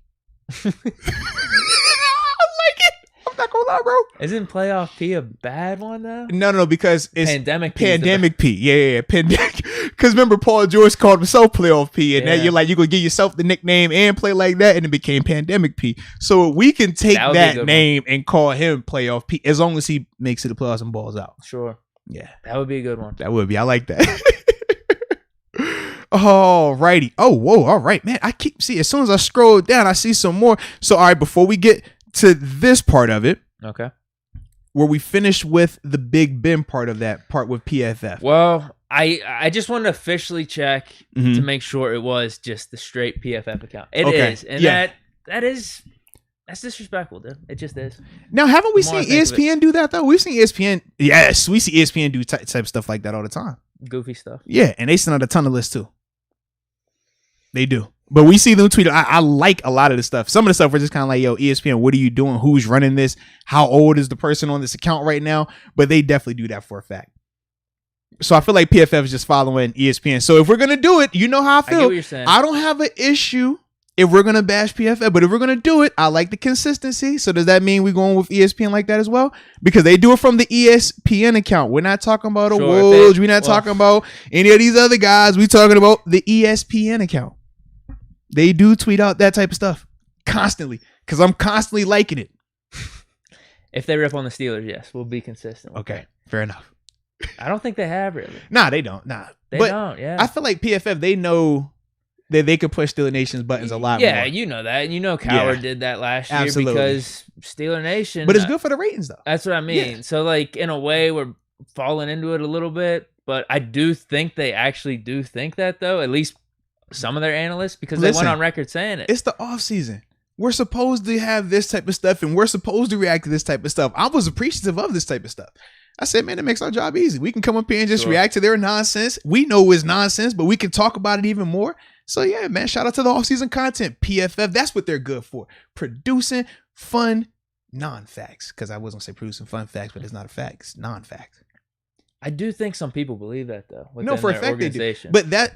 But those type of statements, it gets people riled up. Absolutely. Yeah, you know how it goes. Yeah, I mean, remember, Banner came on here and talked a little bit about that. He said, well, sometimes even if a person doesn't necessarily believe in what they're going to say or tweet, they know is going to create a headline. They know it's going to hot top. It's going to get people going crazy. It is entertainment in essence too. Yeah. So maybe they're trying to dip a little bit out of that analytics side, get into that entertainment field. Hey man, it's more money there, right? I guess. Either way, they need to go home. I agree with you, man. Now back to some of this colorful chat action we got going on right here. Brent Fox, shout out to you, Brent, as well, man. Man, definitely appreciate the love. Also says that fire department or Big Pat in the Mooth mob. Fire department's pretty good. Fire department is pretty dope, bro. That's pretty good. I like Big Pat. That might be too long though. Fire department. I think it's gonna flow. But I feel like the fire department is gonna be for like the fans, like his. You know, you got like Franco's Italian, or like that would need to be his fan group. Like, oh man, that's the fire department. That's Big Pat and the Moof mob right there. You know what I mean? Yeah, I get what you're saying. What were some of the good ones? It was Project Pat killed me. Pat Man was up there. Pat Man was definitely up there. F Train. I like F Train as well. Yeah, there were a few. They had some good ones. I actually do think Moose might stick though.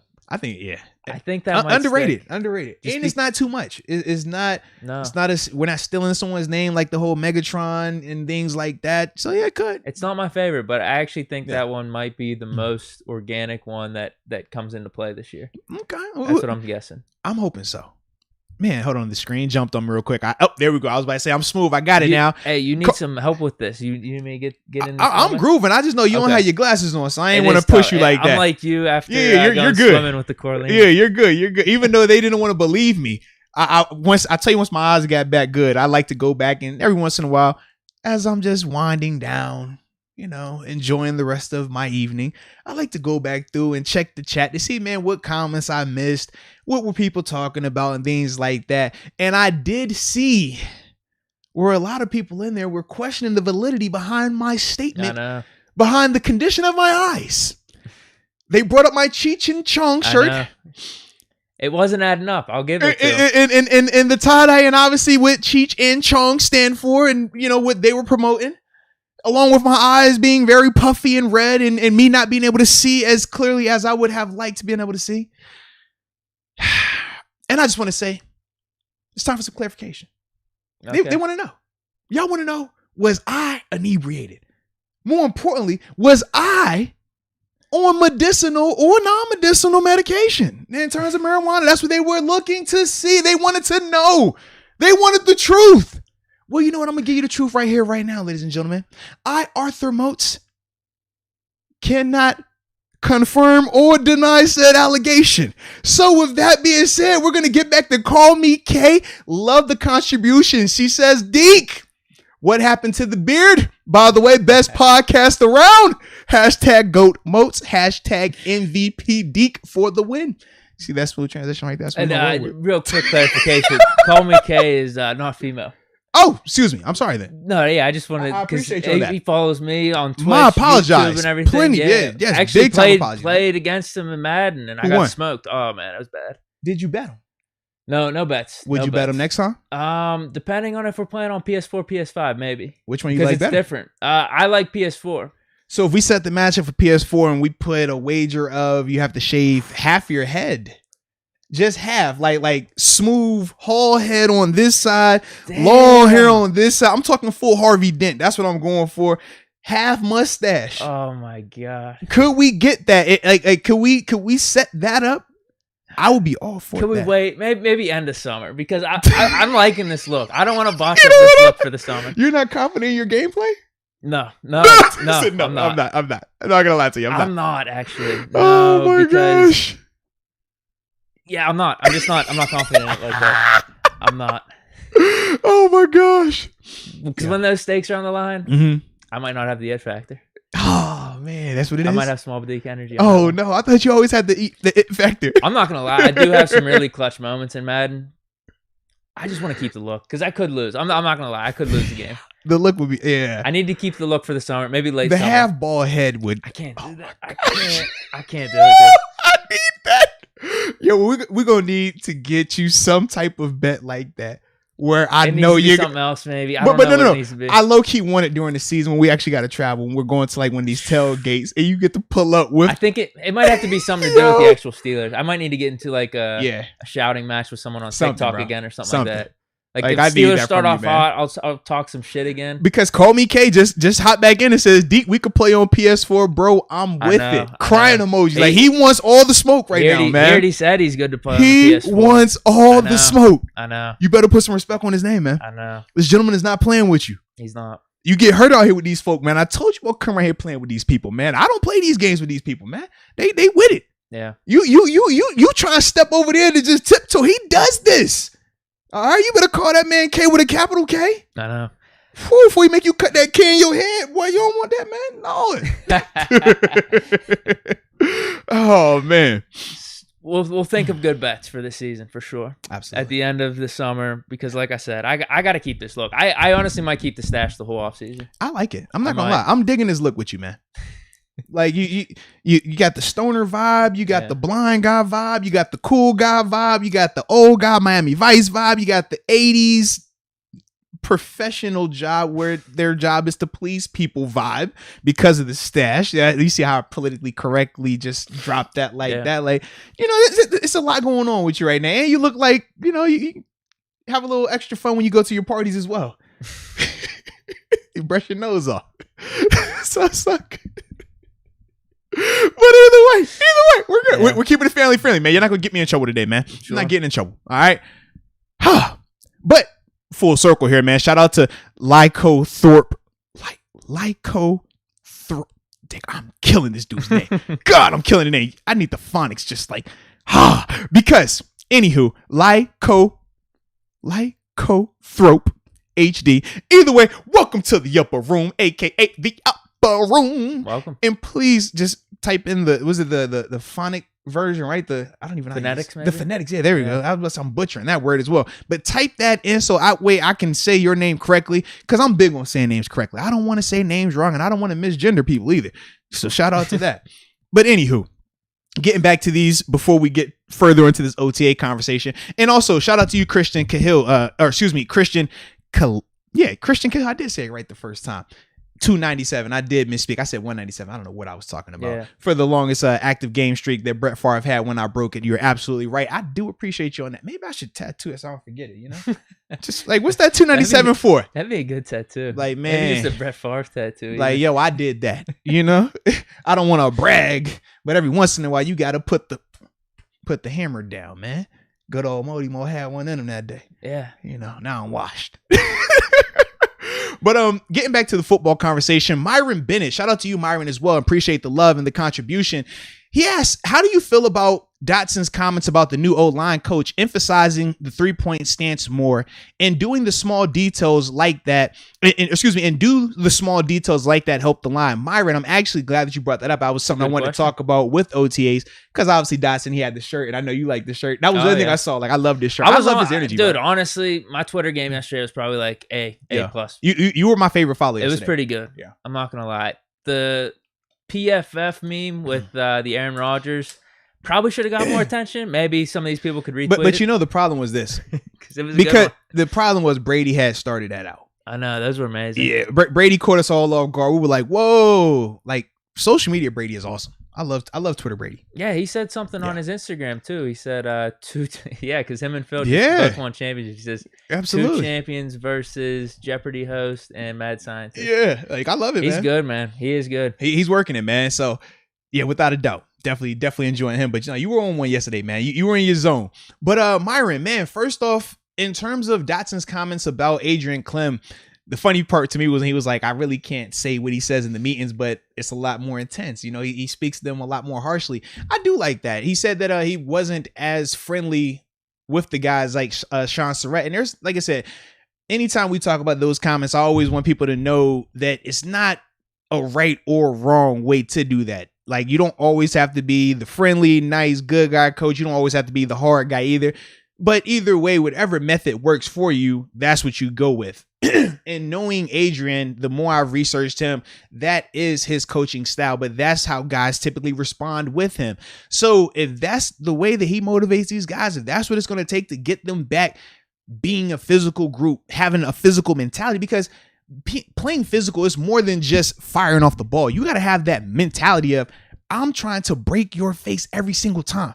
I want you to feel pain. I want you to look, when I look in your eye, I want to see fear. Like, that's a different mindset.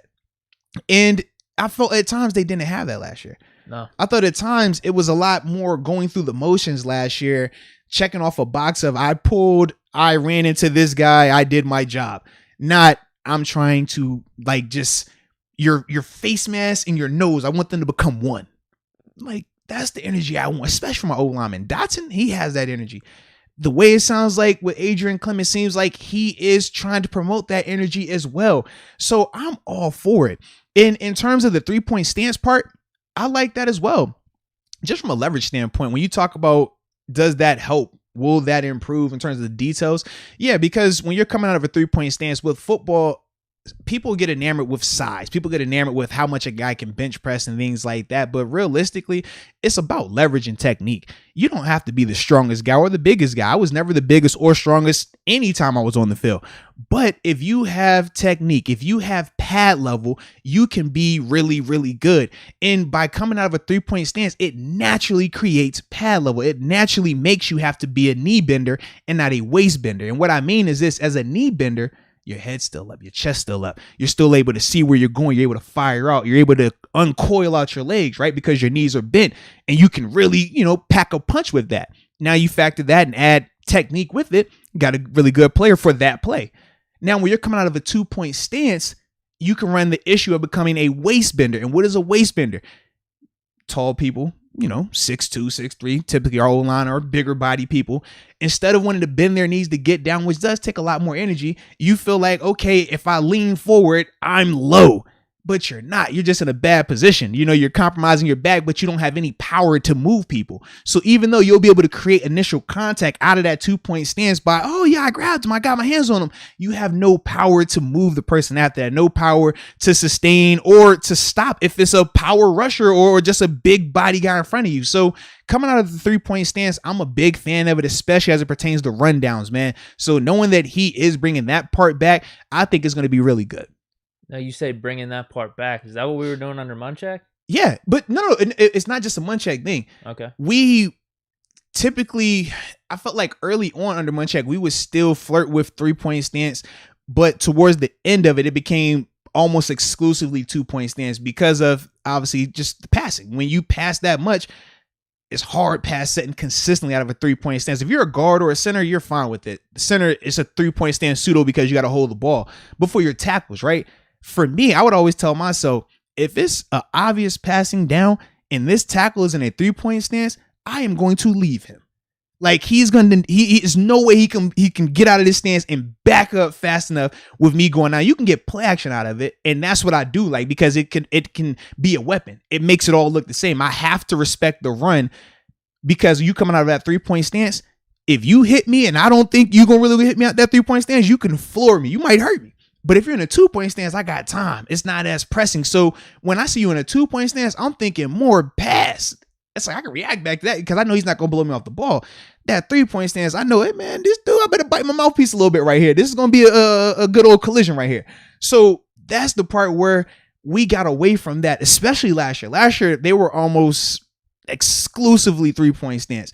But like I said, going back to, exclusively 2-point stance, right? Not in a 3-point stance where they just sitting hands on your knees or you see the hands on the hips. They were exclusively that. So going back to showing more 3-point stance, I think it's just going to add to, number one, the physicality in the run game. Number two, if we are going to get this play action pass going, this is a huge element of it because it makes it look like run. Play action pass only works when it looks like a run. So you're going to get that part of it as well. So for me, man, I think that this is going to be really good. Yeah, it sounds awesome. And we talked about, too, Clem, he had a big part in Dotson's development last year. So if he's bringing that same stuff to the table, whatever he was speaking to Dotson, and I'm guessing it's consistent, like you said, wasn't that how he coached Dotson last year? Absolutely, man. As the assistant. Now you just bring that. We bring in Kendrick Green. I like it, man. I like it. I'm with it. There's nothing against it because we're talking about going toward this more bruising type of offense, this running game, more balanced. That's the mentality you got to have. Yeah. I'm with it, man. I want to see physicality. Sure. I want that back. I miss that. That's Pittsburgh. That's what we do. So definitely looking forward to having that back. Definitely. Oh, and then just going back to a couple of these Pat names again.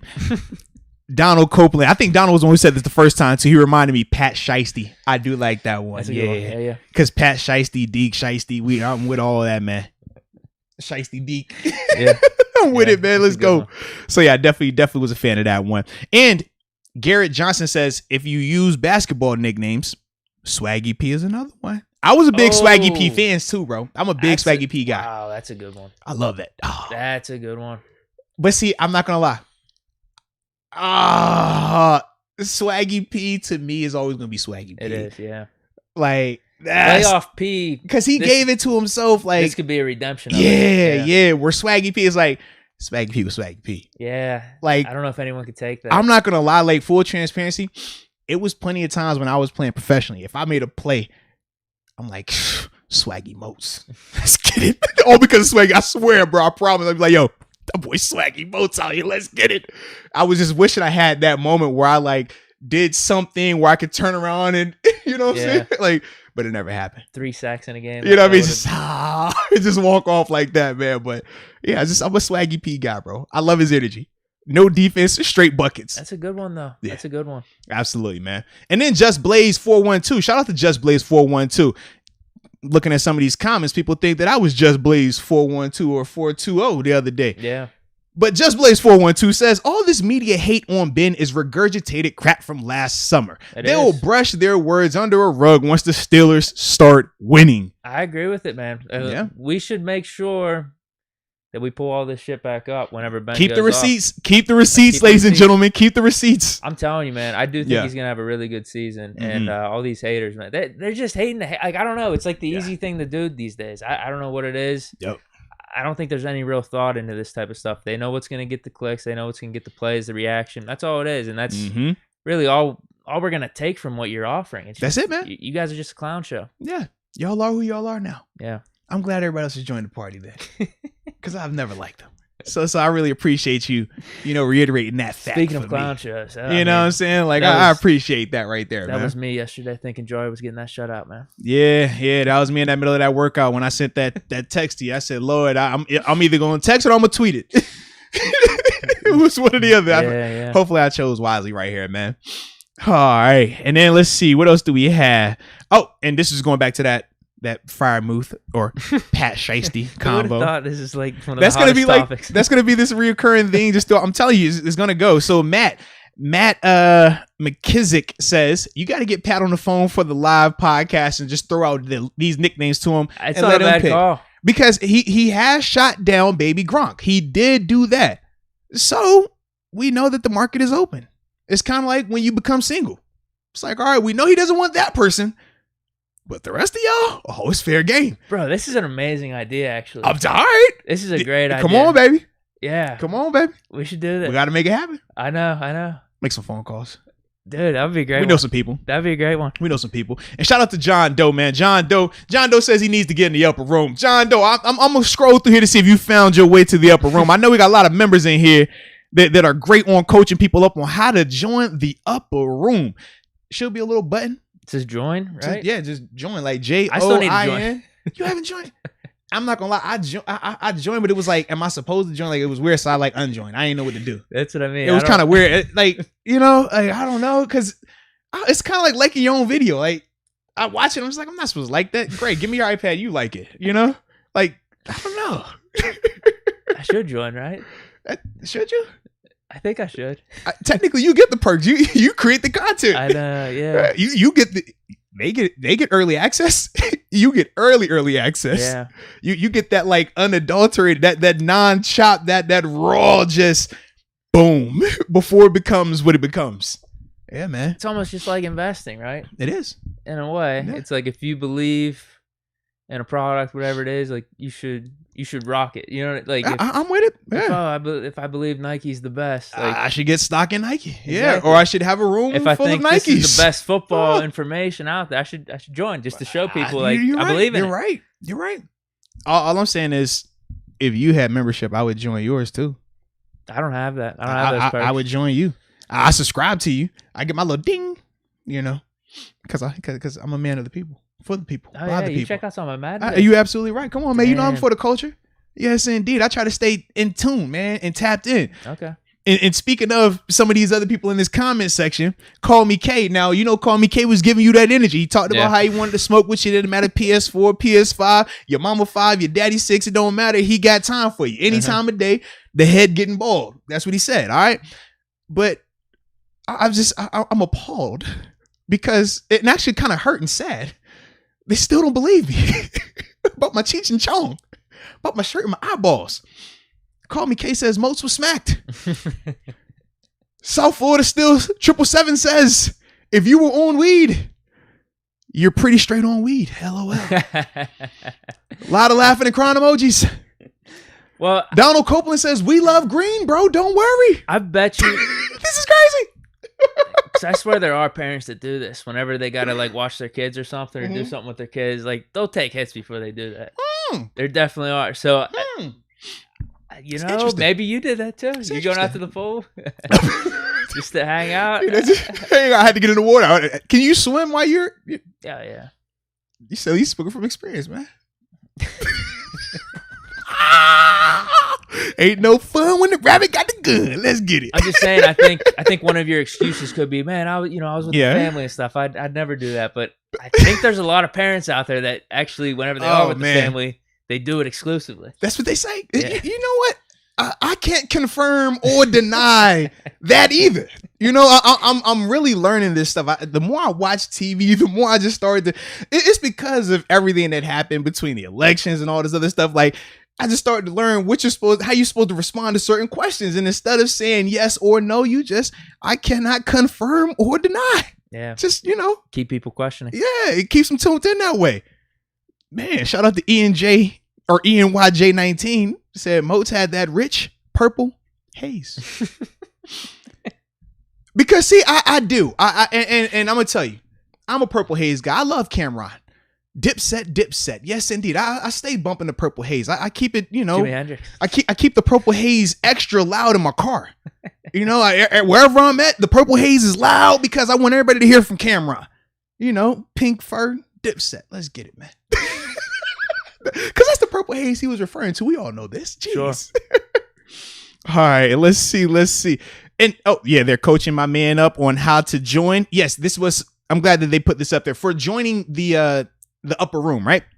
You have to do it from a computer, desktop, or at least, the desktop form. Yeah, can't be off of mobile. At least that's what it appears from everyone else's angle. Obviously, mine is different because I'm on the administration side of it. But that is what I do believe I did see. It does have to be on the desktop. So definitely check that out. Yeah. All right. Pasture Golf with Dee Smalls. Oh, shout out to Dee Smalls. I love Dee Smalls.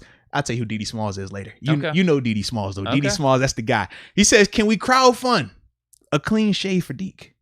Will we get it? Can we do that? Is that something? Huh? Is that something?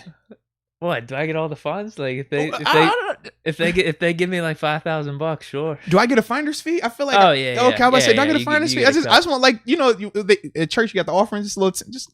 Oh yeah, 100%. You know, I watched American Gangster. All right, Frank Lucas said, "Hey man, you put the 20% in the jar. All right, I'm just trying to put it in the jar so we be good, man. All right, that's simple." Damn, dude. See, this could be a bad precedent though for me. It could. You do anything for money? That's what I mean. Like, I don't want to. What's wrong with that?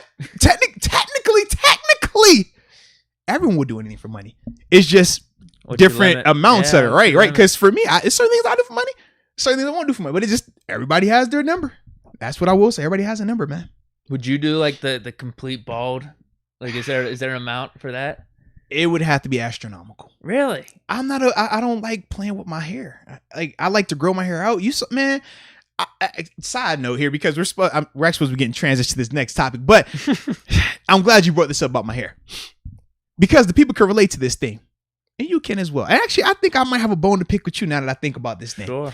So I was going through my phone, right? I was sitting at my house, just vibing out in a enlightened state, right? You know, when you're just chilling, you feel like you're in deep thought. I was in deep thought.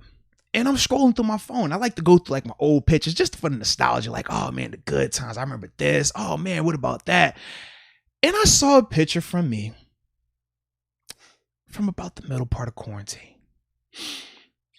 And I had a baby afro on my head. Did, yeah. And the picture that I saw, I could not believe, number one, that my wife would allow me to look like that. I called my barber, cursed him. I said, yo, how could you know me? How could you allow me to come on television, go on YouTube, make videos of people with my hair looking like that? And then, now that I'm sitting here next to you, I said, Deke, you were coming in here with me. No, it was a good look. I don't know what you're talking about. No, man, I look bad, bro. No. That's the part why I said I would never grow my hair back out, because of that phase right there, where it's like not long but not short, and it's just, and then the facial hair, and then obviously that was before I got back to my workout. I was slimming it up. I was a little puffy, like, oh man, I can't believe you, man. And not just you, y'all in the chat too. Y'all should have said something. Y'all come in here, y'all tell me every time when Deke got something weird going on, but y'all won't go say, hey, Moses, you might want to say that on top, bro. Hey, y'all just gonna let it go. Okay. And we supposed to be friends. Okay. Friends. Huh. No, it was a good look in my opinion. Nah, man, I don't like that. But that's ultimately, I would not mess with the hair, bro.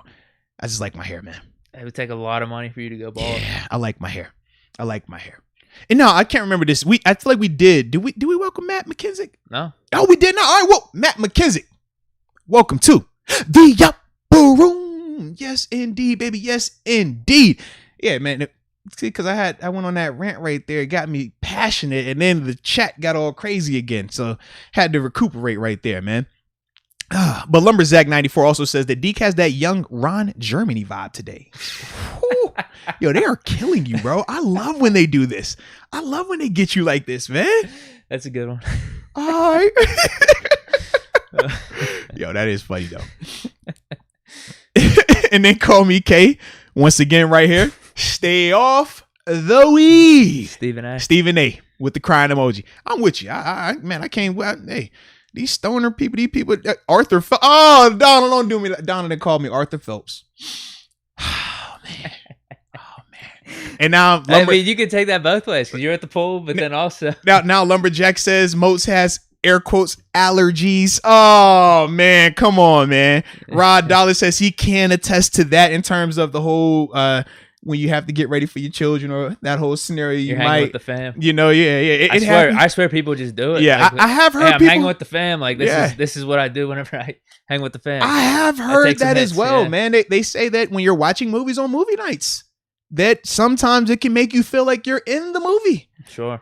I can't confirm or deny that from personal experience, but that has been said, that if you are in a stimulated, more outside of the box mind state, that sometimes that can happen. I just research a lot. You know me. I'm a reader. I like to Google and search stuff, and I'm just letting people know, man. Yeah. That's it, man. That's it. Yeah, Rod Dollars definitely said I get baked and take my kids to the movies all the time. Oh my gosh. And Little Vado. Whoa. Shout out Little Vado. Major love. Major appreciation. We appreciate your support for the show, man. Yes, indeed. Yes, indeed, man. But dude, that's gosh. Oh man. We got do we have anything on OTAs? Yeah, we got one more thing I was going to get on OTAs before we go into this next topic. But NSMC99 also wanted to shout out Little Vado, man. He said he got that big Deke energy, man, because that was a major contribution, man. We really, really appreciate that. Definitely. And Created to Skate says Deke is as lit as a Christmas tree. That's why you have glasses on. Yeah. Talk about Deke, and then listen. Oh, we're gonna keep getting on Deke. Trent's Kenny says Deke stepped out of a 1970s porn movie and was ready for a podcast. Yeah. We getting on you now, Deke. I'm tired of y'all talking about me and what I do or do not do. Yeah, we're gonna get on you, Deke. Yeah. Jeez. So mixed comments about the look. Yeah, but I like it though. Yeah, I'm sticking with it, man. I think this is my summer vibe. Yeah. I can't, what's up? I love these people, man. I know. I was about to go to the next part, but then my man, Black and Martyr, not only are you a major contributor, we majorly appreciate that support, but he says 420 all day, man. ! LOL. You just can't go. Hey, man, 420, 412, 750. It don't matter. It's all good. I cannot confirm nor deny my support of that nice or not nice day. Just depending on how you want to look at it. Yep. But anywho, back to this conversation here, man. So the last thing though, with as it pertains for OTAs for me, I did like the fact that Ben was there. I did like the fact that Cam was there, and I had alluded to this earlier in terms of this was before they needed to be there, right? Right. And I alluded to it earlier because remember a lot of the teams, more importantly, the players in the NFLPA, they had put out their statements, right, where they were saying, "Hey, man, we're not going to show up for off-season work. We're not showing up for off-season workouts." They wanted a lot of the stuff cut back or completely thrown out. Obviously, J.C. Tretter, the center for the Cleveland Browns, who is obviously the NFLPA president, he had stated numerous times that he didn't think off-season workouts were necessary based on the production and based on the overall product of the game last year. He thought that, man, it was still a high, quality of ball being played, and it wasn't necessary. So obviously, to see that they had showed up when they did from a non-mandatory standpoint as well, it was a little bit of alarm. So, in a good way, it was from a fan standpoint, but from the player standpoint, I was like, dang, dude, like y'all just rolled over, because obviously we talked about how they didn't vote fully, and then ultimately the 17th game happened, and then they were mad about that, and then we talked about how the playoffs expanded. So I was like, man, this is crazy, like that y'all just kind of gave in again. But shout out to connections. Shout out to sources. Shout out to, just breaking news. Well, you can call it whatever you want to call it. But either way, I did find out some new information about what transpired in terms of why the players did come back. So they were able to get a gentleman's agreement in place where essentially 11 on 11, like full team on team practice. Usually you have that during OTAs. Usually you'll see the full defense or the full offense going at it. That has been removed for right now. They also have limited the amount of time they're able to be on the practice field, along with for the morning meetings part, they can do those virtually as well. So they're taking the amount of time they're in the building and reducing it, along with reducing the practice time. And you can say this is probably the most dangerous part of OTAs when you go 11 on 11, because you got big guys that we're not really trying to hit because we don't have pads on, but obviously you're big guys. So, that part, and then just people fall in because 90-man roster typically during that time, not everybody is NFL caliber. Guys that fall on the ground are typically guys that get other people hurt. And that happens a lot during OTAs as well. So seeing that they didn't remove it completely, but they've limited the amount of times that they can do it. I believe that's how I read it. That is significant. So shout out to the players for at least that part, in terms of not just letting the NFL just continue to take, and ultimately them not do anything or get anything reciprocated to them, because that's not a good relationship. And as a whole, the NFL, the players and organizations, right?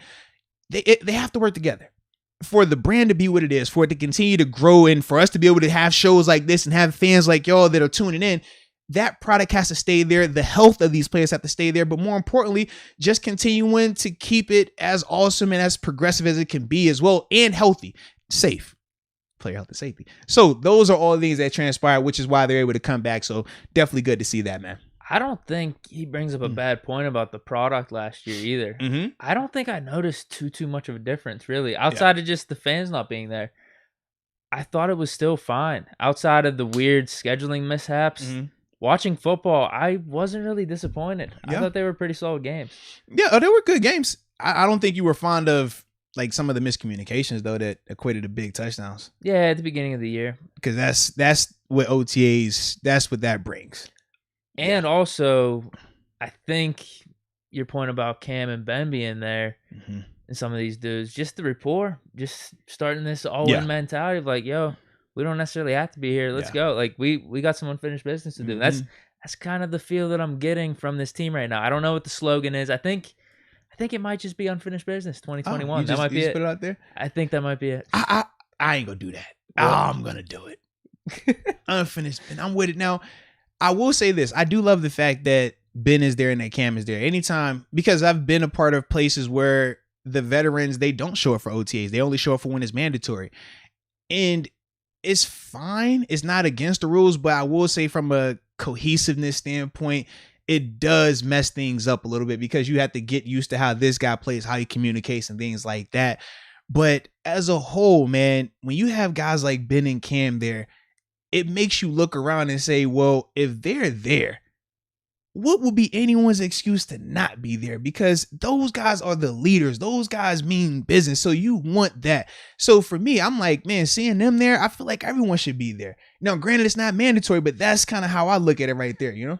You mentioned way earlier in the podcast about the OTAs and the topics about people who aren't there. I haven't even checked in on that. Who isn't there? I'm not name dropping them. Okay. You can find them. It ain't hard, but I don't name drop because to me it's not mandatory. So I never make a big deal, but people make a big deal of it a lot. But the thing that I'm really just hitting on is this: it's not mandatory. But if Ben Roethlisberger, future first round Hall of Famer, is there, what is your excuse to not be outside of, you know, illness or birth of a child or what, you know what I mean, or death? Like, how can you not be there? Like, what's his normal schedule with these? Is he normally not there? Put it like this, because I can't remember. This is my first time. Like, all right. So I'll say this: he makes it a priority to be there enough. Okay. He's there for when he's supposed to be there, and he's obviously there for when it's mandatory. And that's that. But for 7, that's most, like I said, when you talk about those caliber players, they don't, especially this late in their careers, they don't show up for this because you're trying to preserve your body. You're trying to rest. This is usually where you're recovering. So typically they don't show up to this type of stuff. But for him to be there, it's just like, dude, that's dope. I like that. Is he more involved this year? I mean, it seems like. I don't know. I want to see if it was more so just because that was the beginning. It was the first time since the pandemic. Is it going to like that going forward next week and the week after? Because it's for 3 weeks total. And then they'll have their mini camp afterwards for the veterans as well. So we'll see as it progresses. Now, we know he'll be there for the mini camp, barring something catastrophic. But the next 2 weeks, right? Because this is their last practice today, Thursday. They're definitely done by now. But this is their last one. Then from there, they'll show up again next week and the following week. So we'll see if he continues to show up. But the fact that he's there right now, like, that's big, man. Yeah, I think the bigger takeaway is who is there. And for me, it is Ben and Harris. Yeah. Like, dude, just seeing them playing. Bro, I love it, man. That the throw that he hit. Throwing the ball. What was it? The 40-yarder on the left? Man, I loved it. Bro, I'm like, there's got to be some rapport that's being built here. And I'm liking this. No, but that's the thing. So Coach Tomlin, he would always talk about that is what gets built during OTAs. It's not always about becoming bigger, stronger, faster. During OTAs, he always talks about, Coach Tomlin, I'm saying here, he always talks about how he puts a premium on the bonding, a premium on the relationship element. He makes it where it's forced time, even through the scheduling of free time, to where you're going to have to just chill around each other for 30 minutes, 40 minutes, because he wants you to feel close to the guys. You get 10 practices, right? He'll cancel a practice to take the guys to Dave and Buster's, take the guys bowling, take the guys to a social event that has zero to do with football, solely so we can just talk and get close to each other. Because his premise is, if you're close to a person, if you genuinely care about a person, you're going to go the extra mile for them.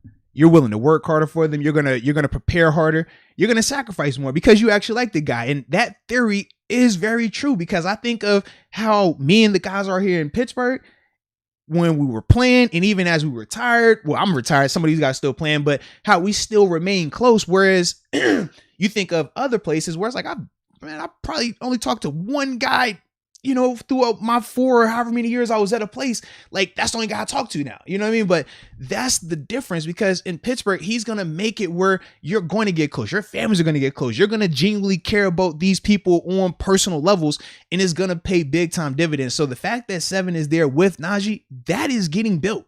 That rapport is getting built up in a major way. So I'm happy to see that, man. Yeah, definitely. That got me amped. The most. Just seeing Ben and Najee Harris together in these videos. I'm like, bro. Fire. Bro, I'm liking what I'm seeing here. Especially you hear Harris with his interviews and how amped up he seems to be about this season. Yeah. And then Ben to be back early for these OTAs.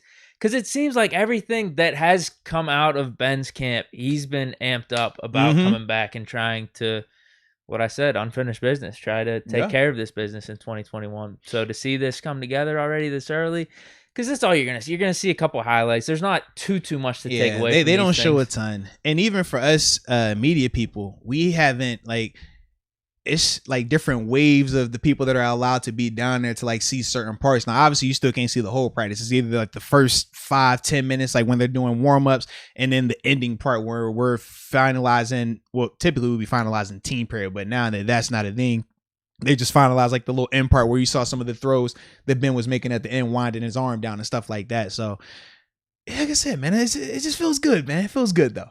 One other quick observation: Marcus Allen, he's yoked. Yeah, man.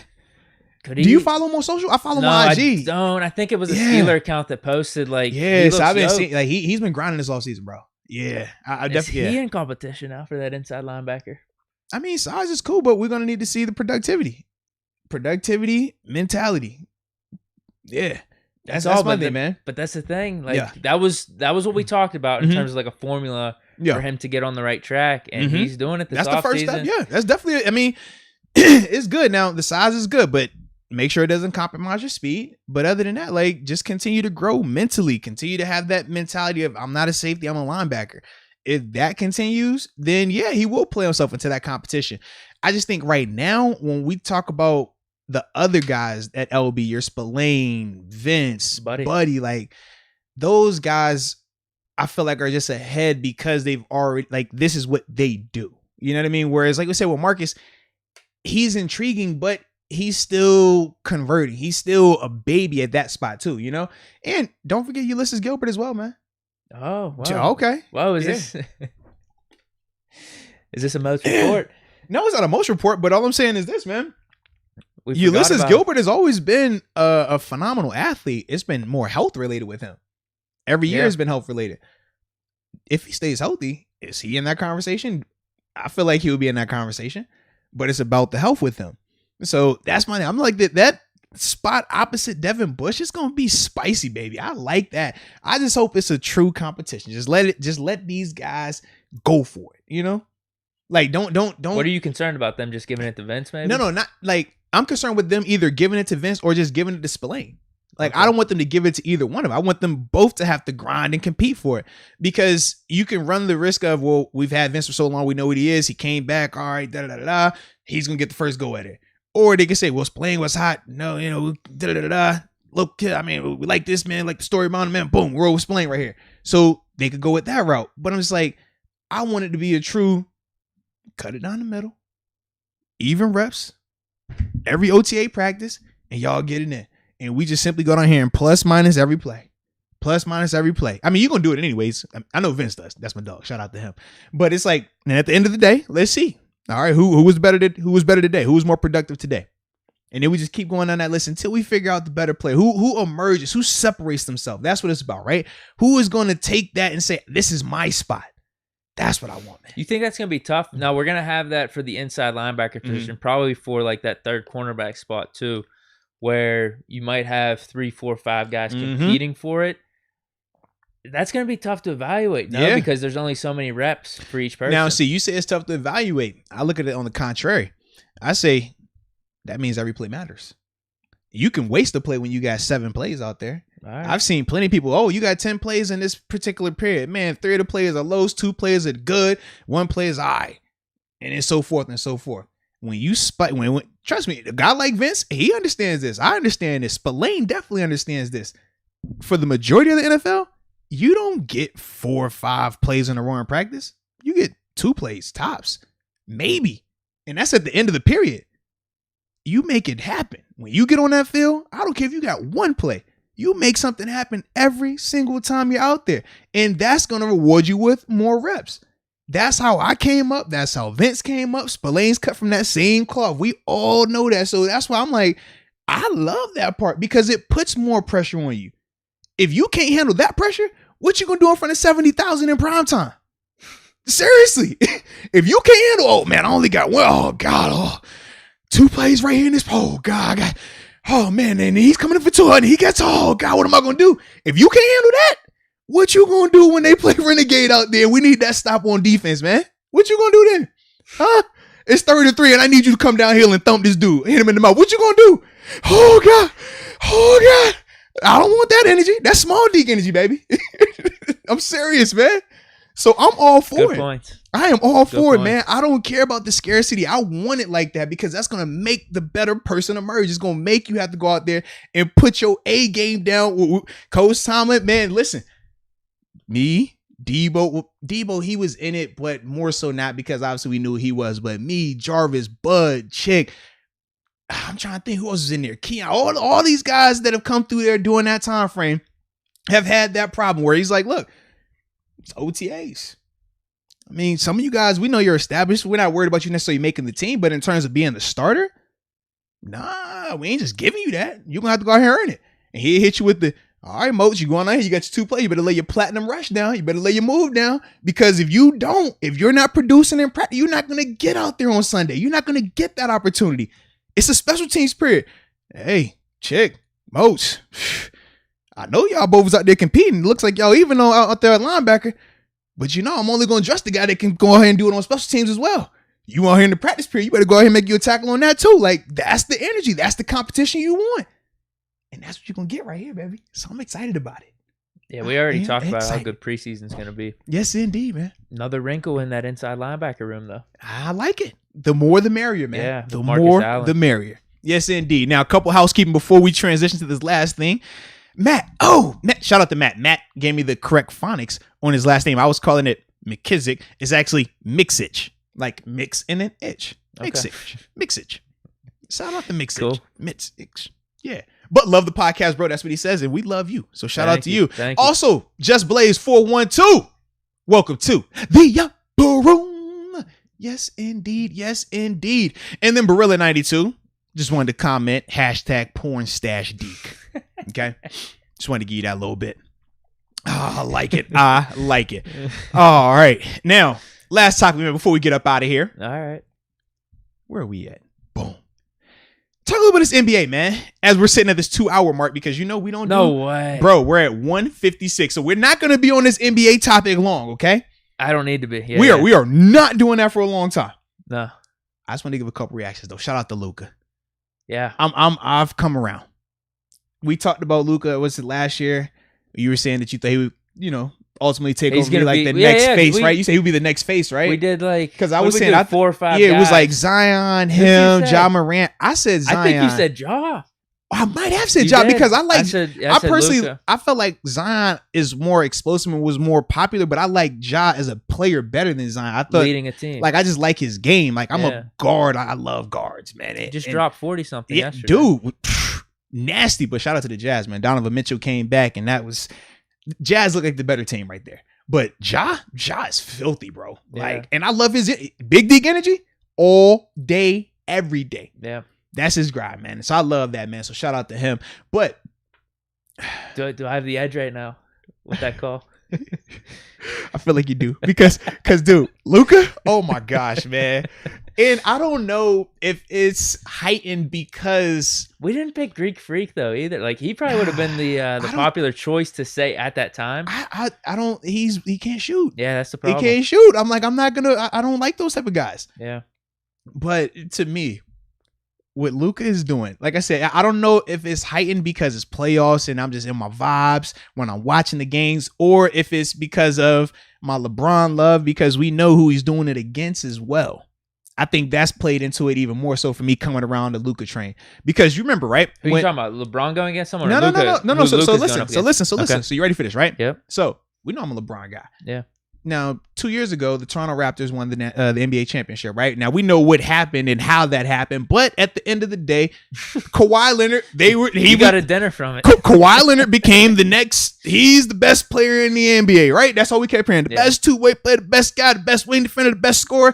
And then the conversation was he's coming to LA, he's coming to join Bron, and he goes to the Clippers. Yeah. And then remember, all last year, everything was Kawhi and the Clippers, plus playoff P, because they had Paul George came with him. Said that they gonna be better because they the new big dogs, and Kawhi is better than LeBron. Kawhi's the best player in the NBA. I heard that so often. Obviously, LeBron goes out there and wins championship last year. In the Clippers, they got out of there now. They played Luka last year and got out because obviously, remember, Luka got hurt and Porzingis got hurt as well. Porzingis got hurt. Yeah, but Luka was cooking them early on. And remember, he stole, was it game one or game two? Yeah. So we felt like, all right, they play. I like how that played out. So now we get them run back again. And now I'm getting a chance to really tune into Luka. And seeing how Luka is going over there and trashing them. And the fact that if Kawhi Leonard is the best player in the NBA, or he could be the best wing defender in the NBA, either him or Playoff P, neither one of them are even breathing or even looking in Luka's direction when he comes down the court. They want zero parts of it. To me, I absolutely love it. And the fact that Luka is talking big trash. Oh, yeah, when he small you, this, that, like, I'm just like, yo, this is my guy. You give me a superstar that talks trash like him, oh, I'm sold. So without a doubt, man, dude. I wonder if bro, did you see the one where he like ran 1 foot shot? It was like the D Wade shot almost. Yes. Remember when D Wade hit that game winner? He was like leaning. Actually, I think Kobe hit one like that too. They're like leaning to the side, but bro, this one wasn't filthy, banked. Man. This one wasn't banked. It went right in. You're right, dude. He pulled it with confidence. Like he wasn't even another playing one around now, with it, man. And like even like late in games, man, he gets the ball. He's clutch. Like, you can't doubt that about him. Yep. What you can't say about the Mavs, though, is just the supporting cast is better than last year. I mean, Hardaway went off that last game. Porzingis, he's healthy. Time out. Don't act like you're going. We talked about this last time because you were saying. Oh, I was trashing. Yeah, you were low the Mavs, and I said they had a particular player. I just want to know if you remember the name of said player. Do you remember him? Oh man, no. Dorian Finney-Smith. Come on, man. Stop playing with me like that, man. The man from the crib, bro. Stop playing games, bro. All right. Hey, go on. I don't remember. Yeah, but Porzingis is healthy. He had a good game too. Hardaway's draining clutch threes. He was in a lot of threes. So you combine that with how good Luka played. Man. Kawhi and Paul George even had like solid games. But the thing was with Kawhi 30 in the first half. And he only ended with 40. I think he ended with 40, 41. So that was the part that was misleading as well. I'm like, bro, you went crazy in that first half. Second half, it was a little different, man. But Luka. I'm a Luka guy right now, bro. He couldn't be stopped, man. I'm with Luka, man. Yeah, now that the Penguins are out, can't count on the Pirates. I'm still gonna watch and pay attention, but that's just depressing now. That's like I don't even know what kind of headspace I'm gonna be in when I'm watching these Pirates highlights anymore. Like it's bad. I'm not even. I'm trying to get my son to just not even worry about the Pirates and just go full basketball right now. Yeah, because it's playoff time, so it's important. Yeah, exactly. So these playoff matchups are good. I watched a couple of them yesterday. The Knicks, Hawks game, and then also a little bit of that Jazz, Memphis game. But yeah, and I'm glad you talked about that Knicks game too. No, excuse me. Well, actually, the Knicks game, but we saw this happen in a couple of things now, man. People were bringing it up, just some of the different things that happened. More so the Russell Westbrook situation as well. Yeah, that was out of pocket, bro. Did you see the little montage that they put up where I think it was Westbrook, he had the popcorn, Trae Young got spit on, Melo got cursed out. It was like 6 people that they showed like in the playoffs that like fans had either thrown something, said something, did something. It was just like, yo, they going crazy, bro. Got the fans back for 1 week. No one knows how to act. Yeah, I was like, yo. And same with the golf too. Yeah. Seriously, man. No one knows what they're doing. It's just crazy. You lock everyone out of sports for like a year. You come back and this is the type of shit we're getting. It is nuts, man. And shout out to everybody that's making fun of us about this time too. They said 2 hours and 30 minutes. LOL. Yeah, we might. Then he says, let's go 3 hours. I'm like, yo, hey, we are cooking a little bit. But they like the basketball talk though right now, man. First off, shout out to Lycothorpe. I'm going to keep butchering your name because I totally missed. I'm going to go back and research to find where you put it in here about how to say your name correctly. But he says Lakers all the way. Y'all know I'm rocking with Lakers right now. Well, I'm not. It's not right now. It's wherever LeBron is. That's where I'm at. I love the Knicks though. But wherever LeBron goes, that's my team. So yes, Lakers, we need that dub, baby. Keep it going, man. And shout out to AD. We found AD, ladies and gentlemen. We were looking for AD in game 1. I put an APB out. We even came on the podcast and tried to find AD. Oh yeah, he played really good. He balled. He did. He played really good. He was aggressive. Honestly, a lot of them played good. I mean, Kuzma really didn't get the opportunities, but you had Gasol hit a couple threes. Drummond actually played good. Drummond had the double in the first half. Yeah. I like Schroeder, man. Yeah, I like him a lot. You know the funny thing? I didn't know he was German until recently. Really? Swear, like I've seen him when he was in Atlanta. I remember people talking. Oh, his mom was like, "Oh man, well hopefully they'll know you for more than just your little your blonde spot." Like I'm like, all right, cool, but yeah, to find out he's German, I'm like, yo, that's actually like it's dope. Like that's pretty cool, man. He's been doing his thing, man. But AD, man, he took it into the paint. He was aggressive, power. He played like a big man. He played like how I like to see him play. Inside the paint as the priority. And then the secondary part is when he takes the jumpers. Whereas in game 1, it was kind of the reverse of that. He wanted to be a lot more on the outside, fell in love with that, and it wasn't falling. When it's not falling, baby, you got to go into the paint, baby, get big. And that's what AD did. And then shout out to my dog, Brian. You know Brian. Yeah, he played good. You know. Had some really nice shots. Yeah. The interesting thing about that game, though, as much as like you looked at the Lakers, they're playing pretty good. Like things are coming together for them. The Suns were in that game. Oh no, the whole Suns, time. yes, that was a really even game if you look at the stats, like the box score. I like that. It was just series, the turnovers man. from the Suns. Yeah, I like that series a lot, man. Do you think about how it ended, bro? The ending was nuts. Like I'm with it though. I love it, man. I want to see what's gonna happen with Chris Paul though. That's the one. The X factor. He can't get any luck, man. Because like, it's every if time, he was healthy, bro. Maybe the Suns win that game. Yeah, because you maybe cut down a couple of turnovers if he's out there. You also think about how he's looked when he's been out there. Like his handle has been like loose, not as aggressive when he's trying to score in the paint. Like he doesn't look the same at all. You could tell he wants to be out there, but that's the part that sucks. It's like when you're hurt, you're hurt. Sometimes you hurt your team more being out there than, if you were actually sitting on the sideline. Yeah, we'll see how that plays out for him. It sucks because talked about it last podcast. If you're talking about a Chris Paul team trying to make a finals run, this might have been his best opportunity out of all the ones he had. Yeah. But I swear, all the other opportunities he did have, he got hurt too. He got every screwed time, on bro. that. Whether it was every the time. Clippers, whether it was the Rockets, and then now the Suns. This might have been the best one, but now it's really unlucky for him. I had people in the chat, they're still talking about it. I wanted to know from you and the people in the chat, which one do you think was worse? The popcorn being poured on Westbrook or that fan spitting at Trae Young? I didn't see that, but that's egregious. Dude, he's sitting like so it's funny because 50 Cent's there as well. So 50 Cent, he's like courtside. Trae Young is on the court and the fan is like standing behind where 50 is seated at. And you can see Trae about to inbound the ball.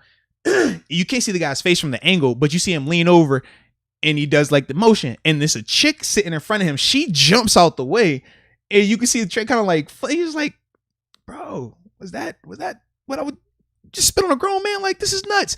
For me personally, the popcorn, I would be upset. Russ, we know Russ, he get a little worked up every once in a while too. So I'm with Russ. I'm all for Malice in the Palace. Like, I'm with that energy. 100%. Like, I tell you every time. Remember when I forgot what guy was from Seattle? Was Michael Bennett, right? Who was playing the Jaguars game. He gets either ejected or injured. He's walking into the locker room, a fan says, and he tries to go up into the stand. Like, I'm all for that.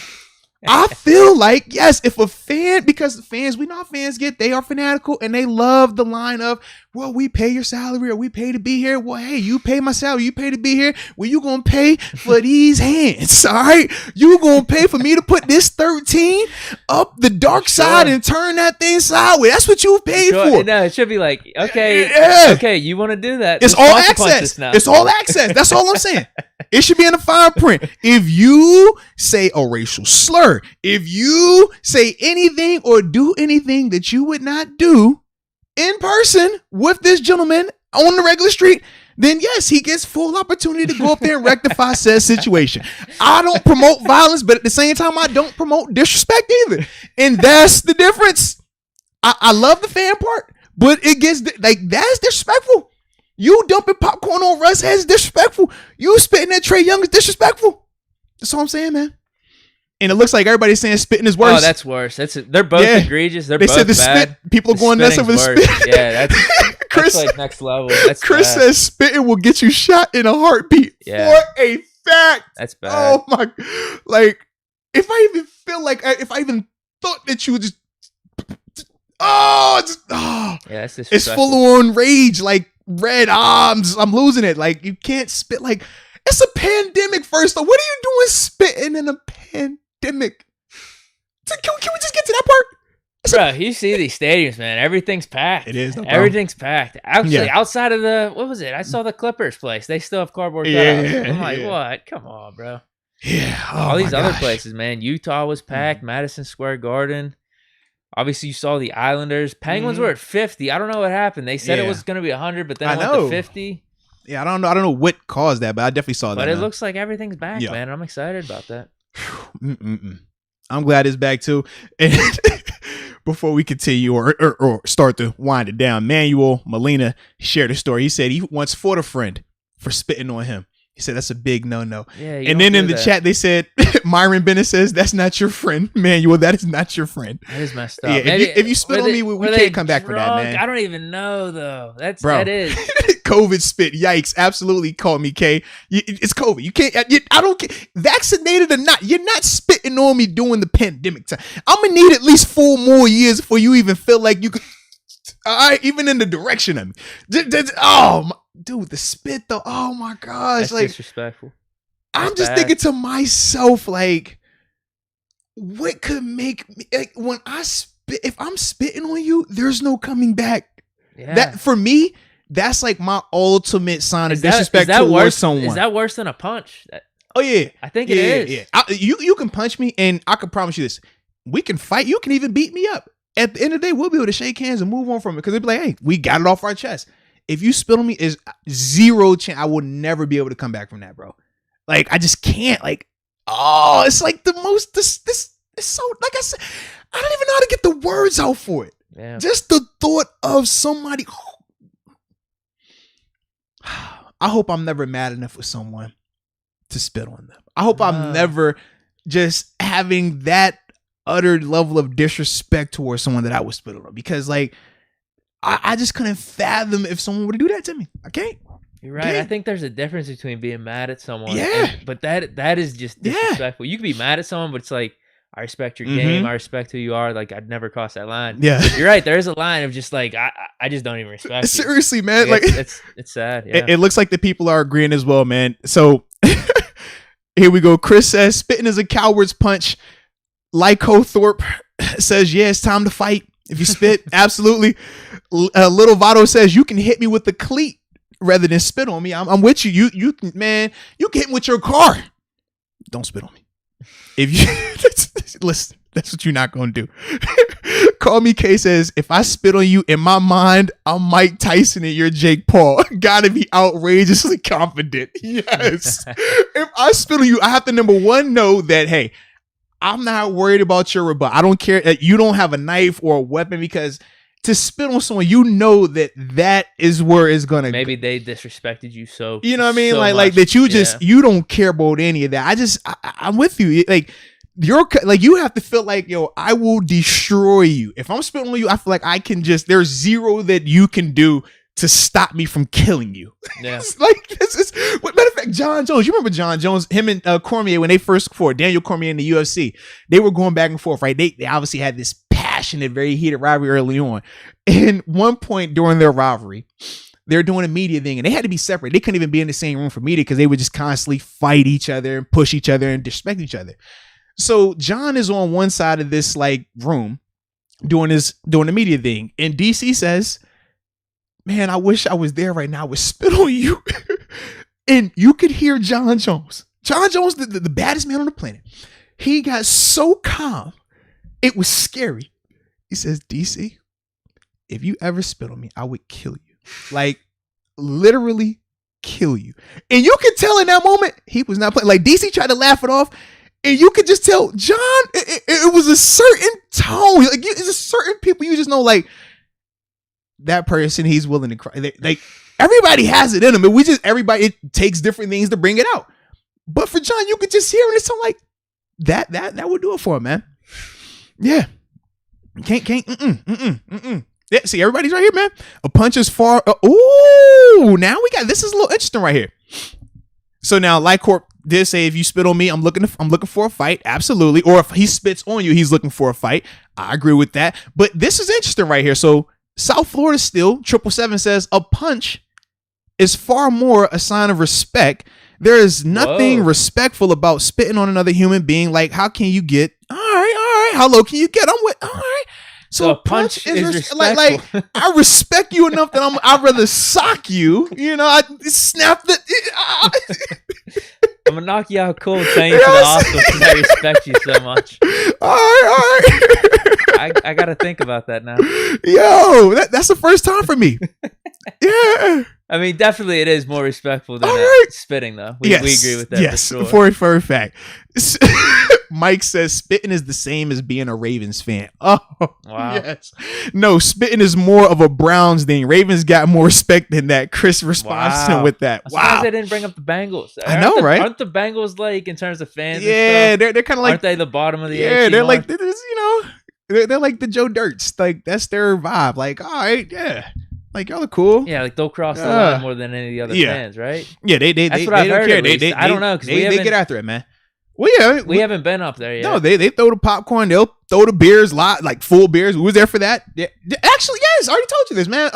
The game, the Peasy, that whole game. Yeah, for a fact, man. They threw popcorn. They threw beers. They poured out beers. They threw whole beers. Like absolutely. Well, I remember John talking about the Bengals fans. For he said fact, the Bengals and the Raiders. Those were like the two worst. But no, for a fact, man, I remember that Bengals game because after the game, we couldn't even celebrate. They were having it. The police, you got to go to the locker room. Go to the locker room. Go to the locker room. And it was like, nah, man. I know for me, I was a little upset because I actually did see the popcorn. It didn't hit me though, but I did see it because like it's different. Like for football stadiums compared to basketball, like they're not on top of you. So when the dude threw the popcorn, it's like.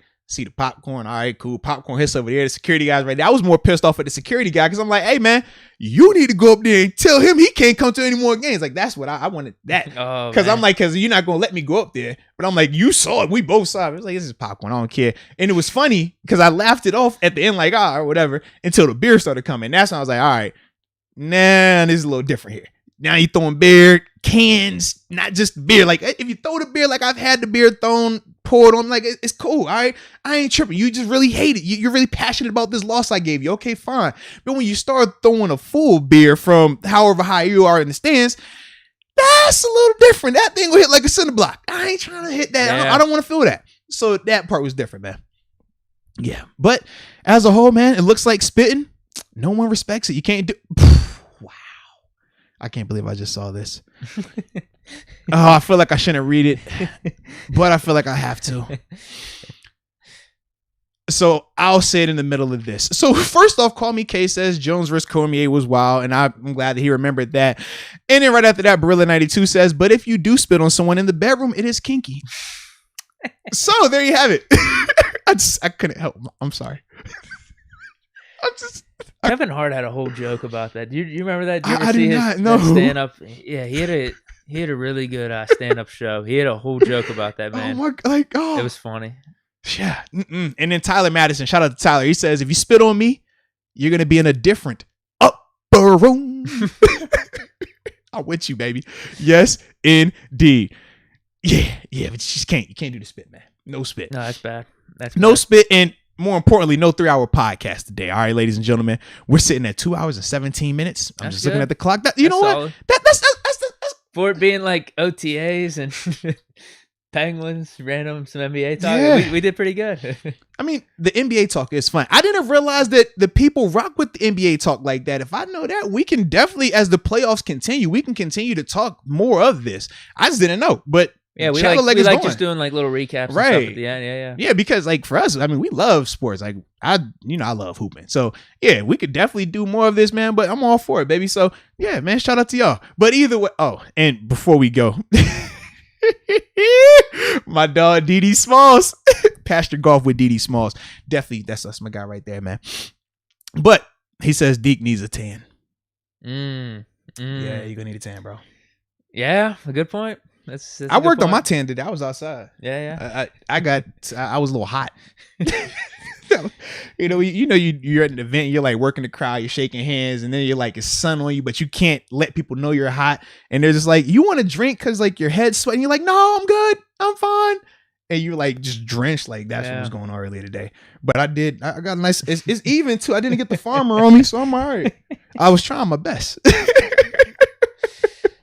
But anywho, man, we appreciate. I'll work on that, man. We got Memorial Day weekend. Maybe I'll come in with a little bit of a tan. I like it. Are we going? What are we doing next week? Tuesday, maybe, because Memorial Day.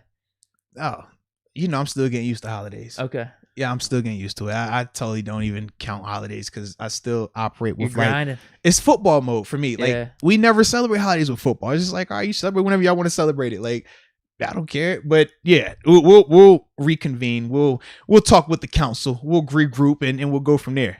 So yeah, but anywho, now it is time to tap out this thing.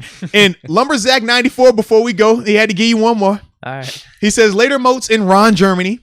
Don't smoke too much after the show. Just kidding. Do you? So, Deke, with that being said, man, we appreciate everybody for tuning in, man. Yeah. Yes, indeed. Keep the glasses ready. I might need them in a little bit. I cannot confirm nor deny that either. But what we can confirm is this. This is the end of the show. So until next time, baby. Peace.